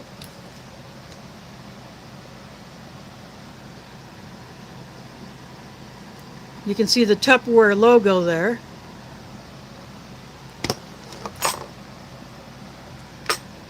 In 1983, I was a junior in high school, and we had a Tupperware party as a fundraiser in order to get some money to be used for a senior class trip, which took place in the spring of '84. And being that my school was so small, you have to start when you were a freshman in high school, your first year in high school, that's when your class starts fundraising. And the way that we did it at my school is we had a little snack bar. Yeah, the school actually bought the candy and the sodas, and they provided the cooler for the sodas. And then the money that we made from the sales, that went into our fund for the senior trip.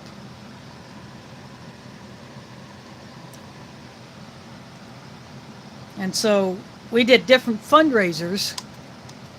And in 1983, my class chose to do this Tupperware party, and I bought this tray and a couple of things from my mom.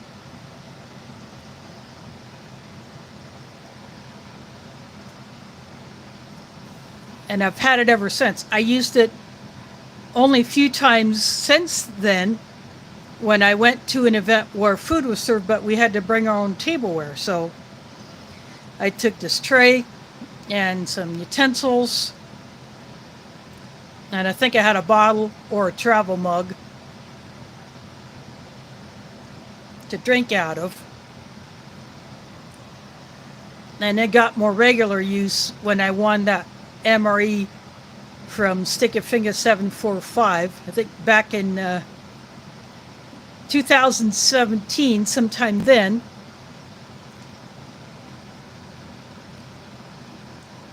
And when I got it, I decided, you know what? I'm going to do what these other guys are doing. I'm going to eat it on camera.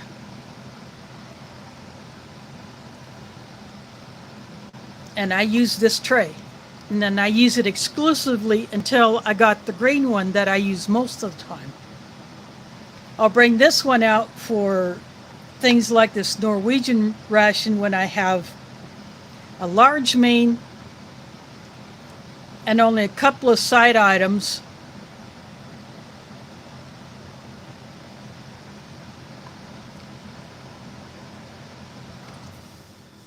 The rest of the time,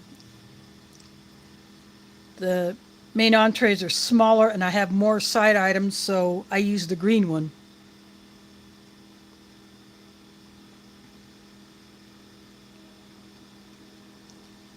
But I decided this one's got to come out tonight.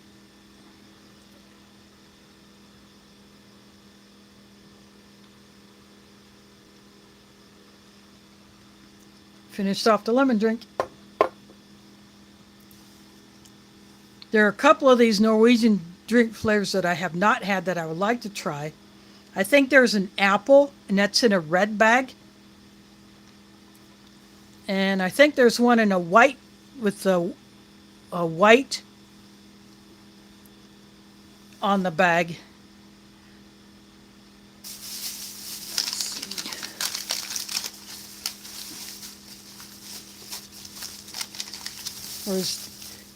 It's like this, but it had white here instead of the yellow or the orange color for the peach.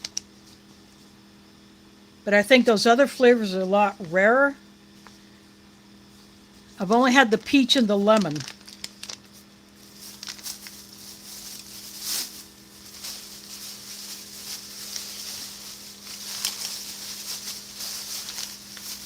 And I'm just using a Walgreens bag to collect the trash.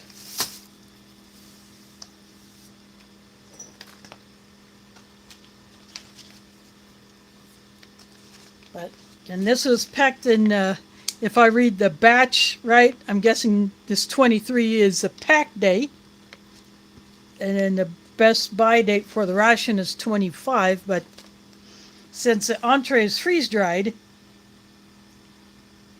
we know those last a lot longer than that. But I definitely recommend these rations. I really enjoy the flavor of this one, even though it's vegetarian. Now, if this had beef in it, I think that would kick it up just a little bit more. Now, I added Parmesan cheese to it, which is just what I do. But these Norwegian rations, they're right up there with the French and some of the British rations.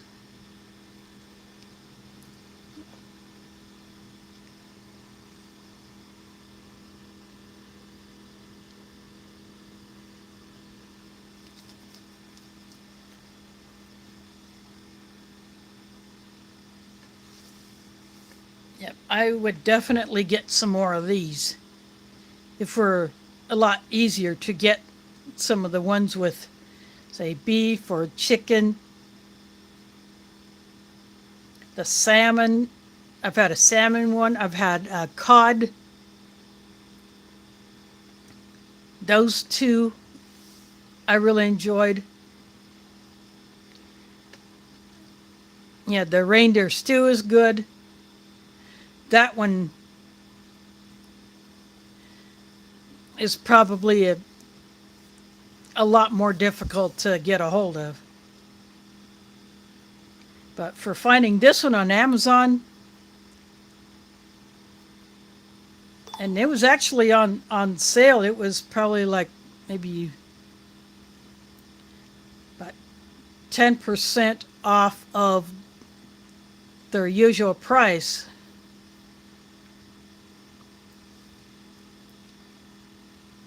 The only other options that were available at the time when I ordered it was a couple of pork menus, and I obviously didn't go for those, so I went for this pasta bolognese.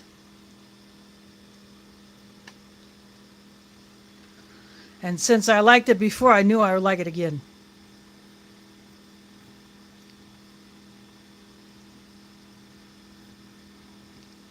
But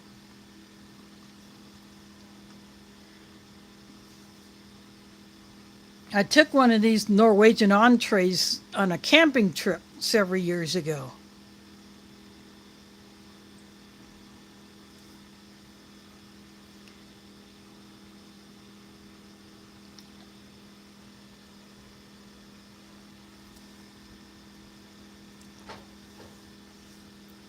And I would do that again too.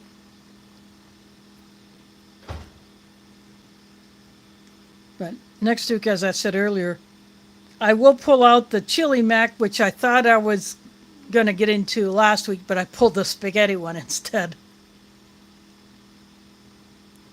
Yeah, I did change the title on that one to reflect that, correct that error. So if you look at my ration playlist, you'll see it's a spaghetti because I changed the title. So it will be the chili mac, low sodium, Sopaco MRE, and I'll select a couple of drink options because they don't stick them in there. Why, I don't know. I don't know if it's less expensive. It's the cost savings for them to not put any drink options in, just like the halal MREs. They won't put a hot drink option in. I don't get that.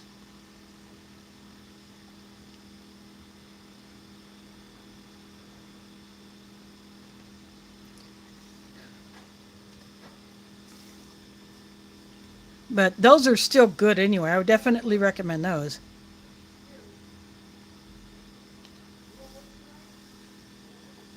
So if you hear any voices, there are people in the hall just at this by the door into the stairwell. Yeah, you can hear some of that maybe when my air conditioner has cycled off.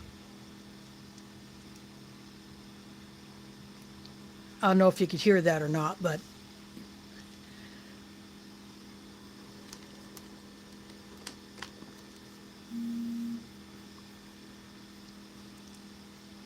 I'm right by the stairwell, so I hear that. Which I actually don't mind because sometimes I might want to hear what's going on.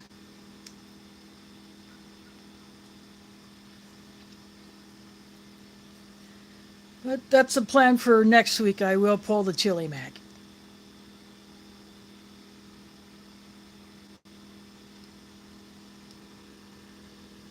Yeah, I have a 2018 pack Sapaco low sodium Amory chili mac.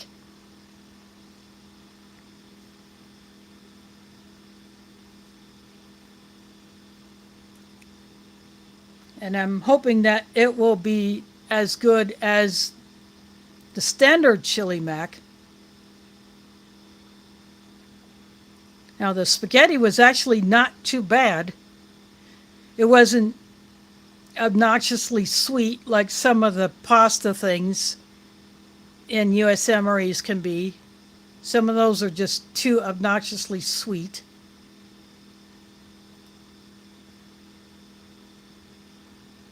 Then the other one I have is a beef ravioli.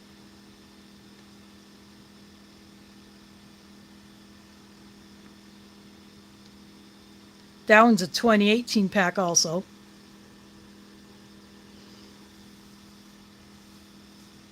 Yeah, they need to change that. I don't know if they just put the sugar in to boost the calories,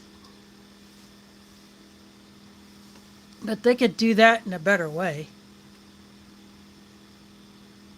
But that spaghetti last week was not so sickeningly sweet. I would probably still add Parmesan cheese to it, like I did this. I put Parmesan cheese on this pasta Bolognese because that's the way I like my tomato sauce pasta. But if it was savory like this was, that would be a real winner.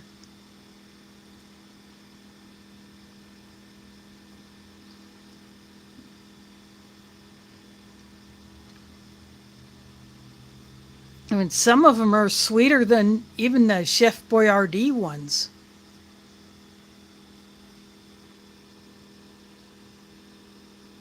Yeah, exactly. That's why I got some out and put it on this.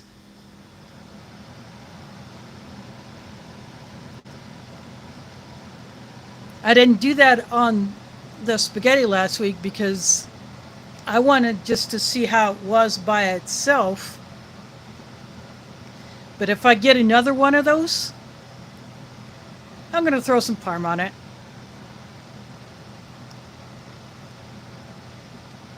It would just give it a little bit more flavor.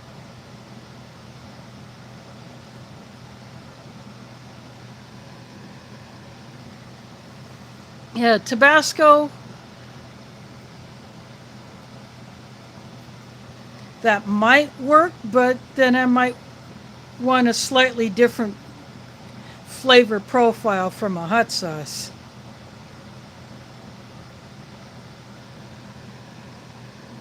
Yeah, Cholula could work. The Frank's Red Hot might work.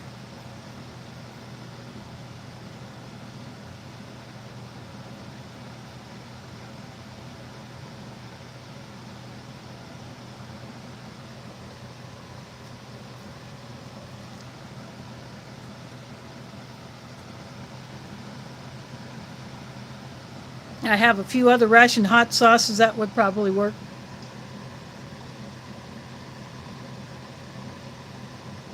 Yep, could do that too. But I currently don't have any. Well, actually, I do have ground beef.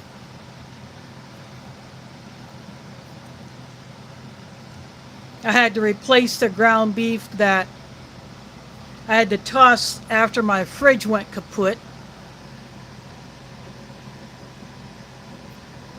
Yeah, that Bullard's would work well also.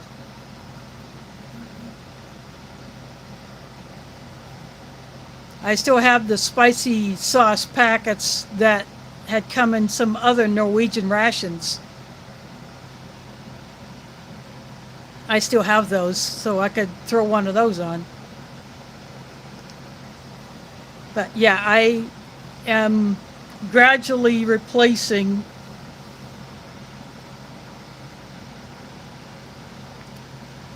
what I had lost. But tomorrow I'm going to go do some more grocery shopping and pick up a few more things.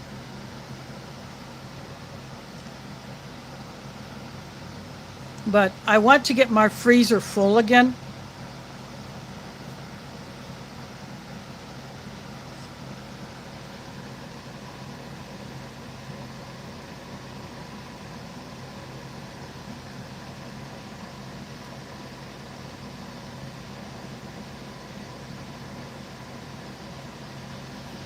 Well, I'll have to look for Lola's.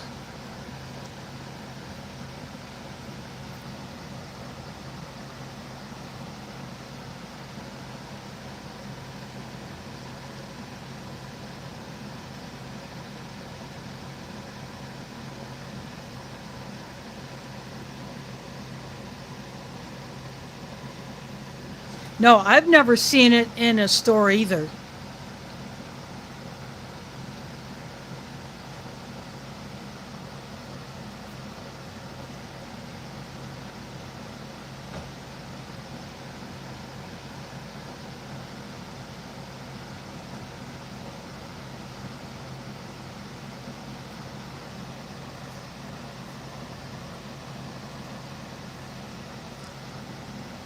And right now, the guy's name is escaping me, but one of the other guys who was local here to Des Moines who had a barbecue joint and he made his own hot sauce and it was sold in Hy-Vee.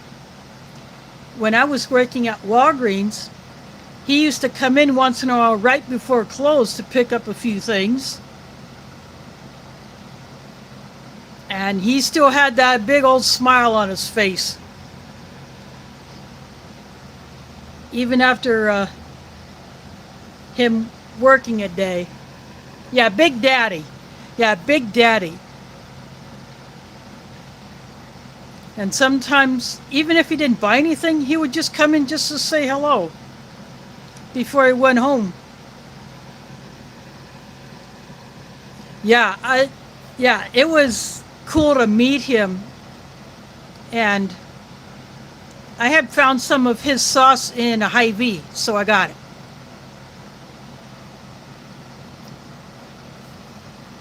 But yeah, his family had it going for a while, but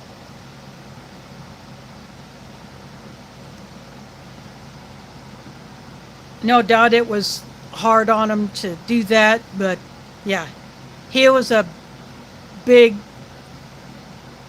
part of this community.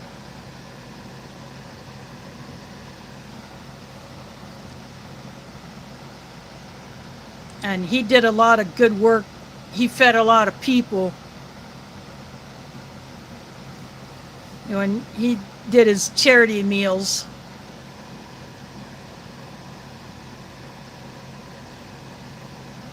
Well, it's good that they are still doing the sauces. So I'm glad they're keeping that going. Kind of keep his memory alive.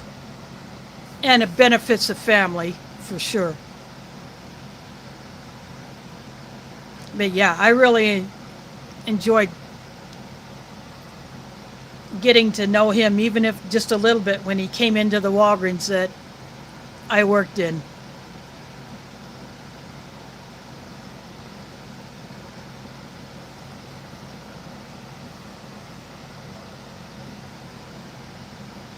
I mean, everybody in the store liked meeting him.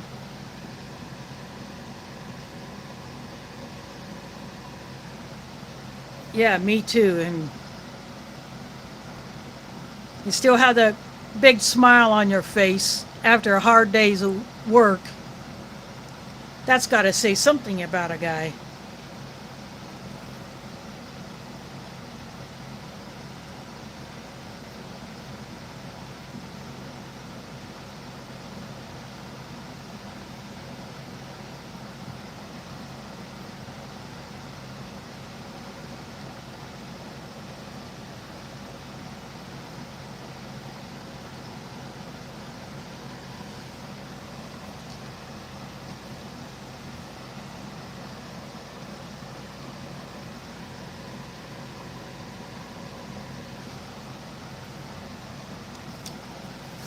Yeah, they don't make them like they used to.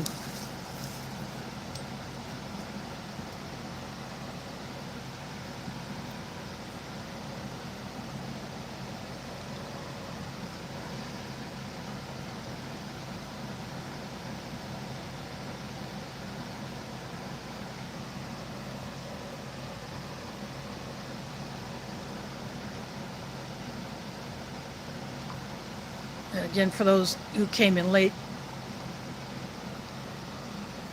on July 26th, my family's heading out of here to Lake Icaria for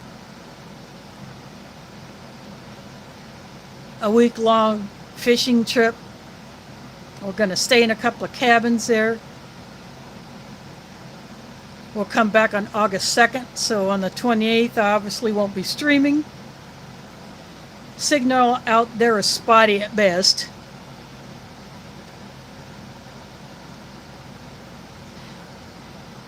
The conditions just have to be right to get enough signal to say, upload a picture.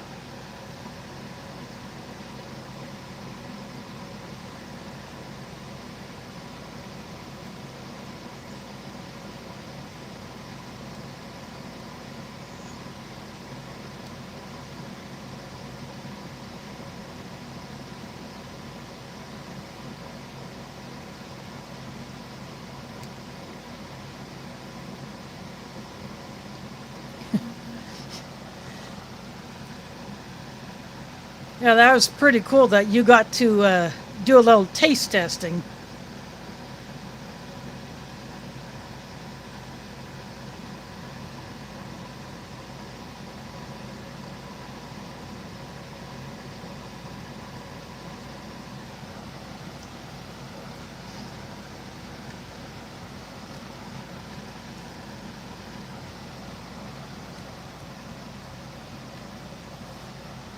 I suppose any hotter, someone would have to call the fire department.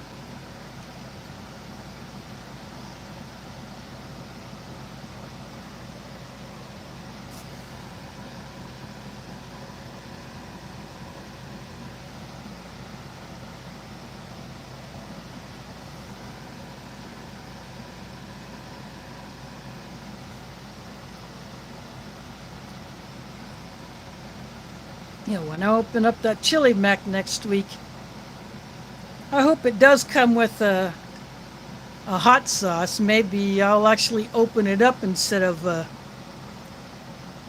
sit on it and toss in my fridge.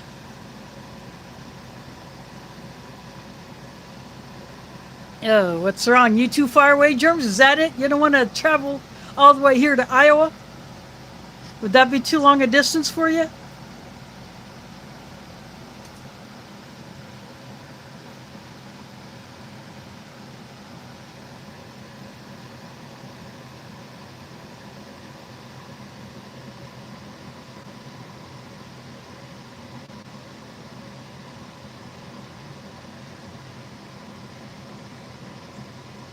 Yeah, I've heard about some of those.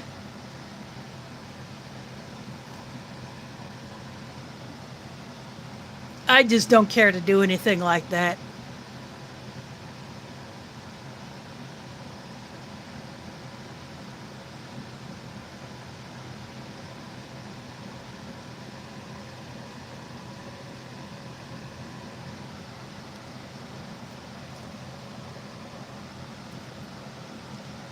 Oh, dang it, Germs. I thought you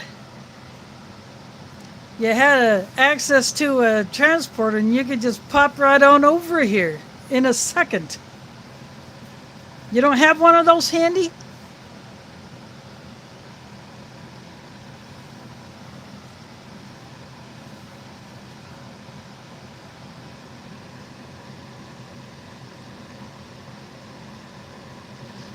Yeah.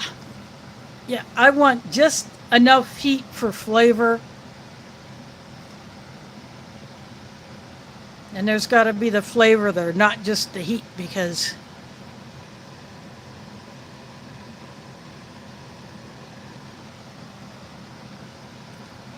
I'd just rather have the flavor.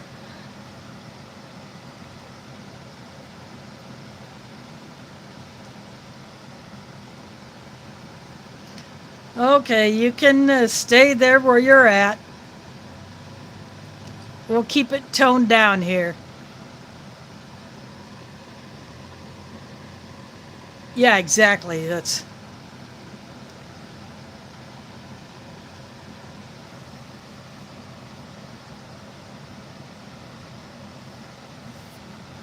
yeah, a tiny bit of Hungarian wax pepper.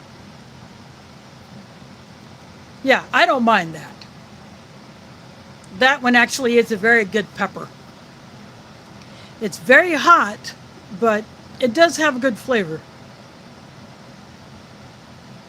Although it's been quite a few years since I had a bite of one of those. But I did enjoy it. Of course, nowadays I wouldn't eat as much of it as I did that one time I tried it. I think I ate like a quarter of one.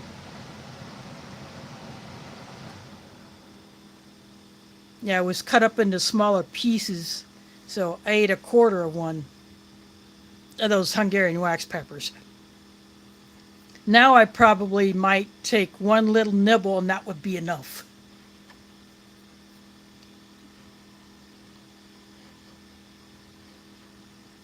Although Joe of Garden State Gardener and Grow Big TV, what he likes to do is he will dehydrate the peppers and then powder them. That way you can put in just as little or as much as you want to get the amount of heat and flavor you want. So that's what he likes to do.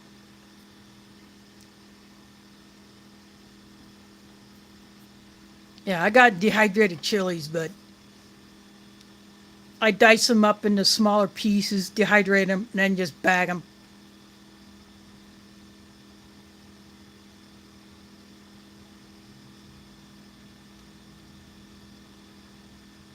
Yep, they're in Mylar bags, part of my long-term food storage.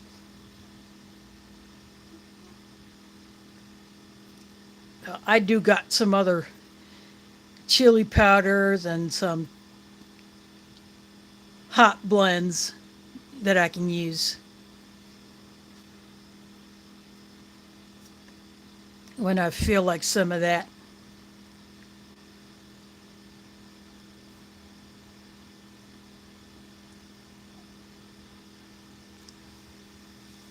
But if that chili mac doesn't have a hot sauce in it,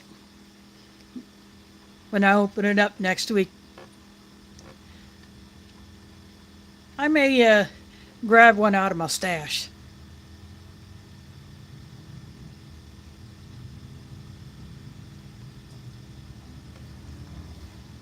And toss a little bit of that on there.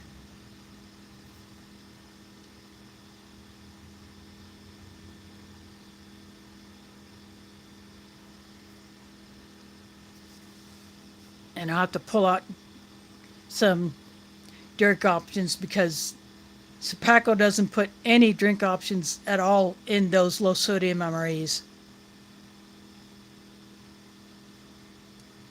which is a real bummer. I'm guessing that's a cost savings for them to exclude those.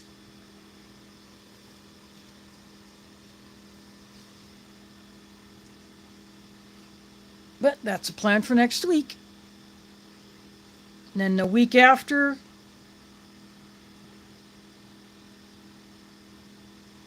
it'll be the MCW, the seafood chowder.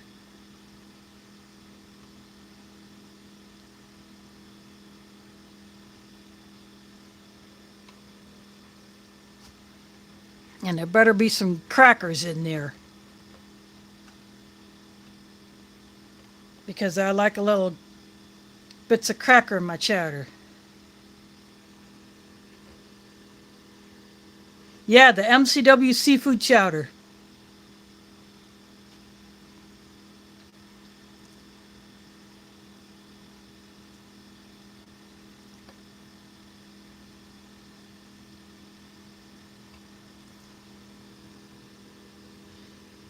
Yeah, I really enjoy it. Some people can't eat it because of their sensitivity to certain shellfish.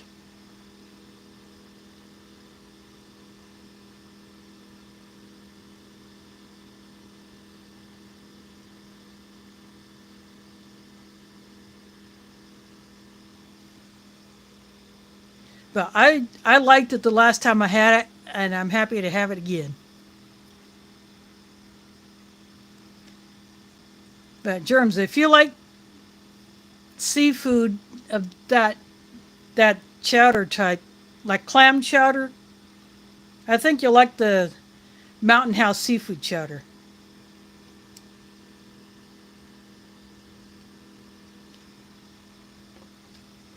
Now, if you decide to bust into it, you'll enjoy it.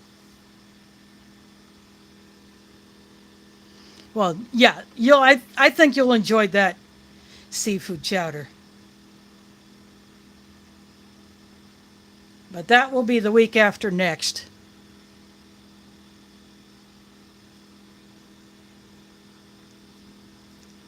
Then I'll have the ravioli for when I get back from camp.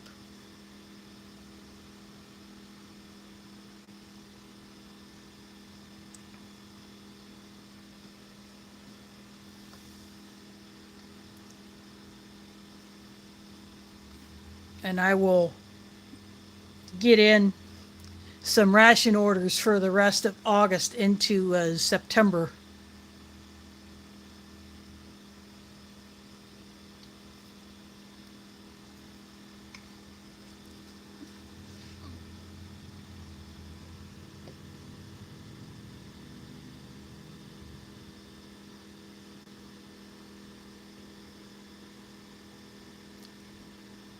Yep, Tim is skipping the country.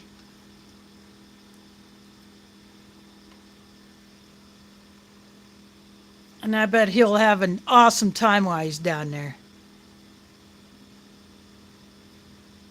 And it shouldn't be too hot because it is winter in Australia right now.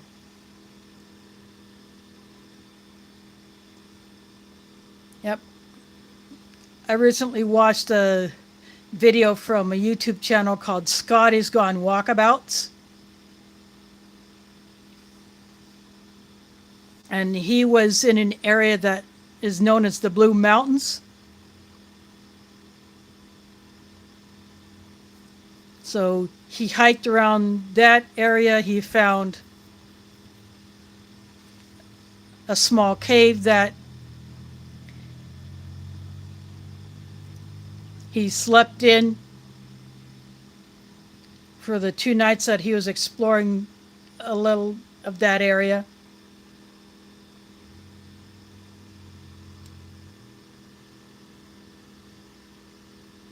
Yeah, Scotty's Gone Walkabouts. So I really do enjoy his channel. He talks about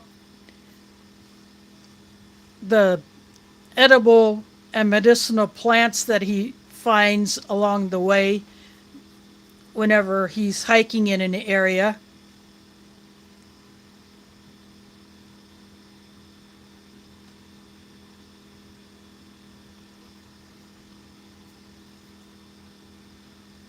And that's really neat to hear about those things. Even if we don't have access to them here, it's still neat to know about medicinal and edible plants on the other side of the planet.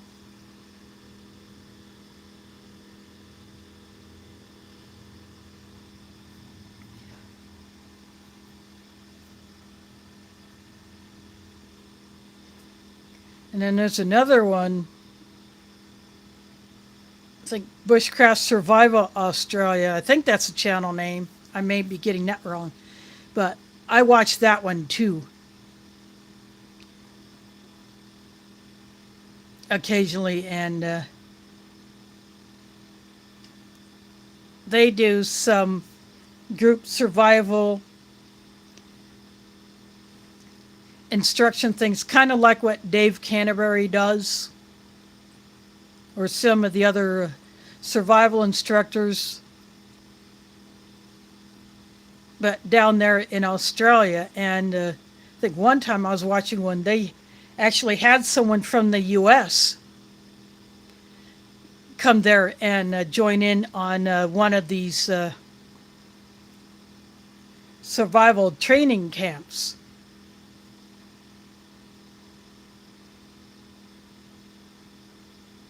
So that was pretty awesome for someone to go halfway around the world to do a survival training in Australia. Now, this is not Les Stroud. He was, this was just a woman from the U.S. went there to join up with the instructor on this bushcraft survival. Yeah, the guy that has that particular channel. Les Stroud has obviously been to Australia, but he would do it as a solo survivor.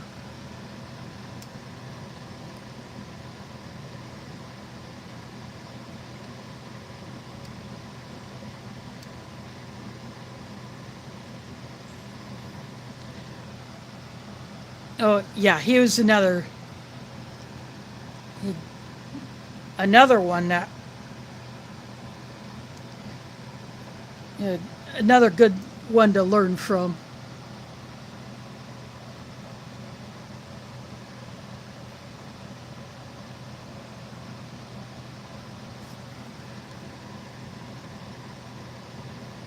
Yeah, I watched him as well, but I think Les Stroud,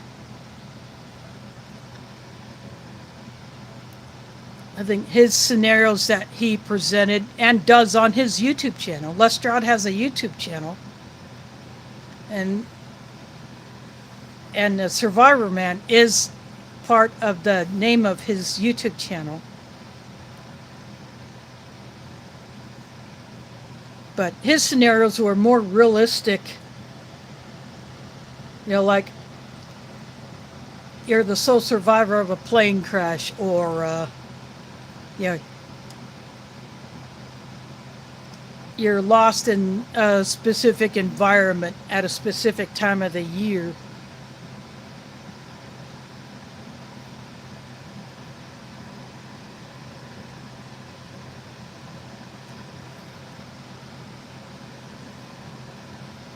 Just things like that. Yeah, I liked his scenarios that he presented more.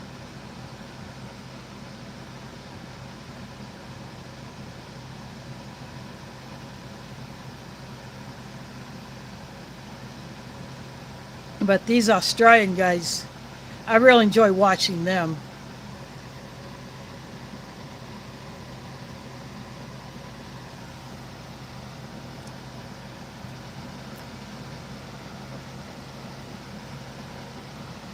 I think he probably did inspire quite a few to get into it.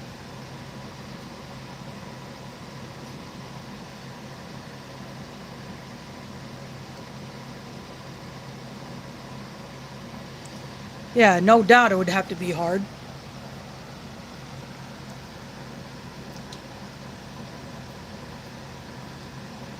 Yeah, Survival Lily was on Naked and Afraid last year. And on her YouTube channel, she did a little bit of a reenactment of some of the things that she did, as well as she was able to show some clips from the show after it had actually aired on the network that it was originally aired on. But she talked about